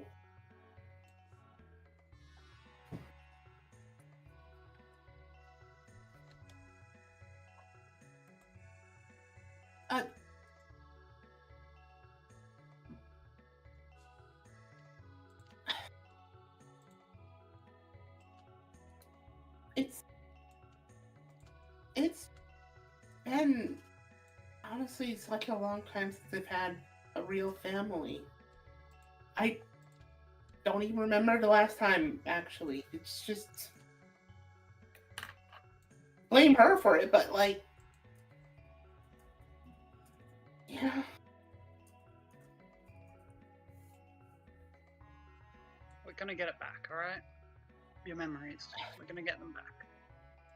At least as many as we can. But that's a thing for another time. I imagine you have things you had planned. There's probably a workshop later. There's work. I'm actually not sure when the Glen Club is. When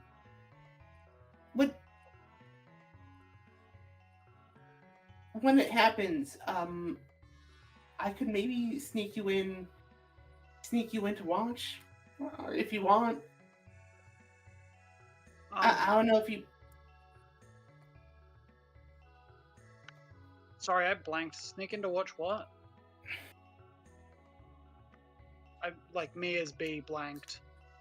Okay. She's a part of the cheer squad. Oh right. You don't have to sneak me in. I'm probably going to be returning to campus in a week or two. So me being around is going to be fine. I soon after I talked to Tilana, I kind of had a run-in with a couple of the others. It's a bit of a wild story, but yeah, I think I'm on better terms with them again. I'm probably going to be returning soon. I'm glad.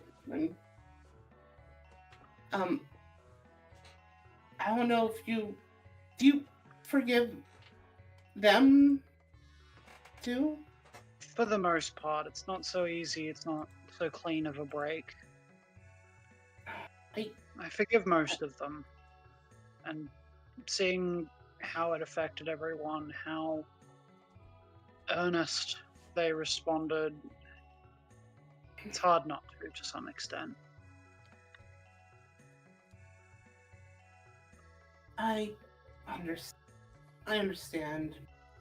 I don't know if Luke was one of them, but I remember before the first trip to the wilds, he was actually the one who took me back to my cottage on Eldraine, and as he was leaving, I heard a scream from him that I don't think I've ever heard of from him. Yeah, he's been, and probably still is, going through it.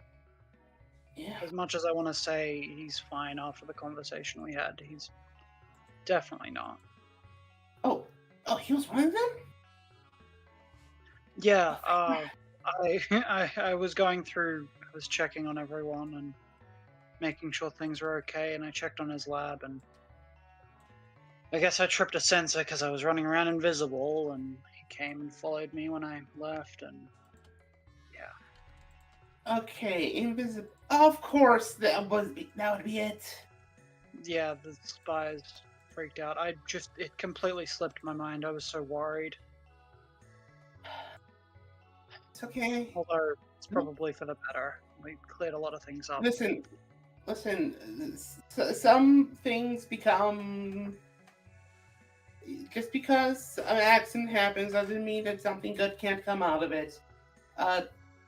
Look at this. Canvas kind of like puts a hand on her shoulder. Yeah, like this. Roll to fluster.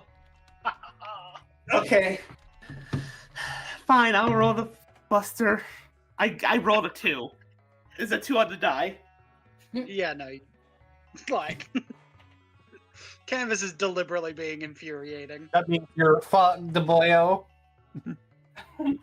Girlo. Grillo. Okay, the moment you say like this, and MM just you can just see her face is red again.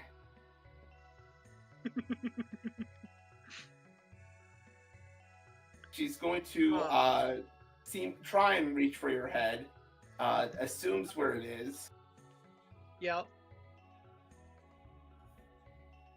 Hopefully, it doesn't is only going to try and go on the sides, tries to go in for another kiss because of it. I like the idea that you miss and hit them in the eye, but it's still adorable and funny. Sorry. It's fine. Oh. What happens when a disaster lesbian admits it? We're gonna need a picture of this, the disaster lesbians. All right. I think that's enough screen hogging from us, though. Yeah, I'm sorry for that. Everyone wants a moment. Y'all ever with just chew the Kansas. scenery for most of a session? It happens. Don't worry about it. Yeah. No biggie. Alright, let me just... Honestly, my biggest concern is that Savanto got so little.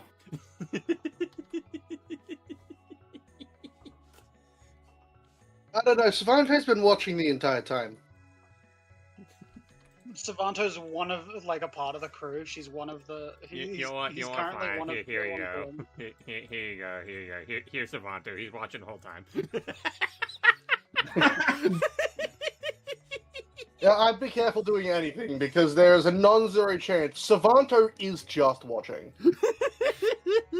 But the So It problem matters Savanto's not just- where you are. but I there's a like the problem. idea that the screen like pans over to the stupid ass creature and like zooms in, and it's just like, and I've been here the whole time, and then it like circle transitions. You can't say that. You can't say that. You're going to summon. Say it right. Hey, You're gonna So- summon Erebos. he's like, so, you're probably wondering how long I've been here. Bye! You're probably wondering why I need that squirrel. You're probably wondering how nobody recognized that I was here. I'm not fucking telling you. Next scene! Next Alrighty. scene. Eventually, MM The is scene gonna ends go with back. the beaver saying next scene. Yeah. No. Fade to black as canvas continues to try and flirt. Yeah, it's like, yeah, no. But it's like, yeah, like I said, like we're gonna do this last workshop, and that'll wrap up what I've got planned for tonight. Unless you want to do something else tonight. But MM, what else are we gonna do tonight? The same thing we do every night, Savanto. Be gay. Take over the world. No, Dude, be I gay. literally already said. Come on, y'all. This has just been Anyways. one disaster trio. One disaster after another. Flash pop affectionate. You call it a disaster? I think they found the solution. Okay. Well, I guess Yeah. ultimate. Okay, so cause like I guess like I'm looking at the time, so I mean, ultimately MM, because you're the one in this workshop. I guess this will be your call. Do you want to end tonight's session where we knock this out, or would you prefer we just save this for next session? You know what? Save it for next session. Save it for next session. All right then. We can do that. So then in that case, yeah, we'll wrap this up tonight then. But the true disaster of all of this was fucking Hoopa.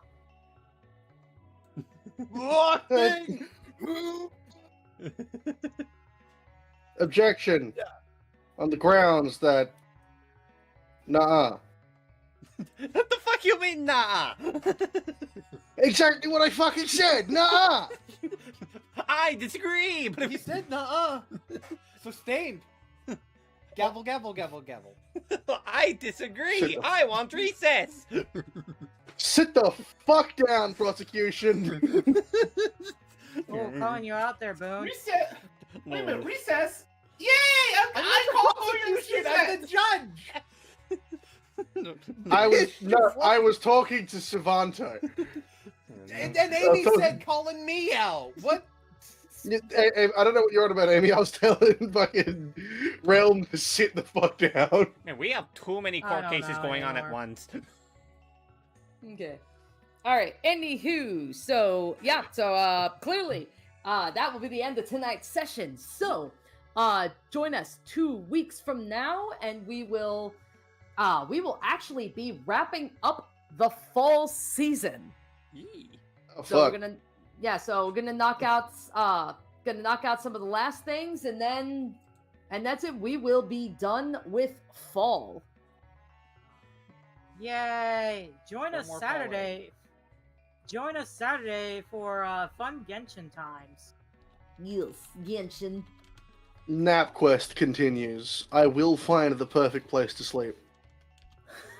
And will anybody tell Eve that Zhao is following her? No. No. Oh boy. Good night, yes. everybody. Yeah, it's good.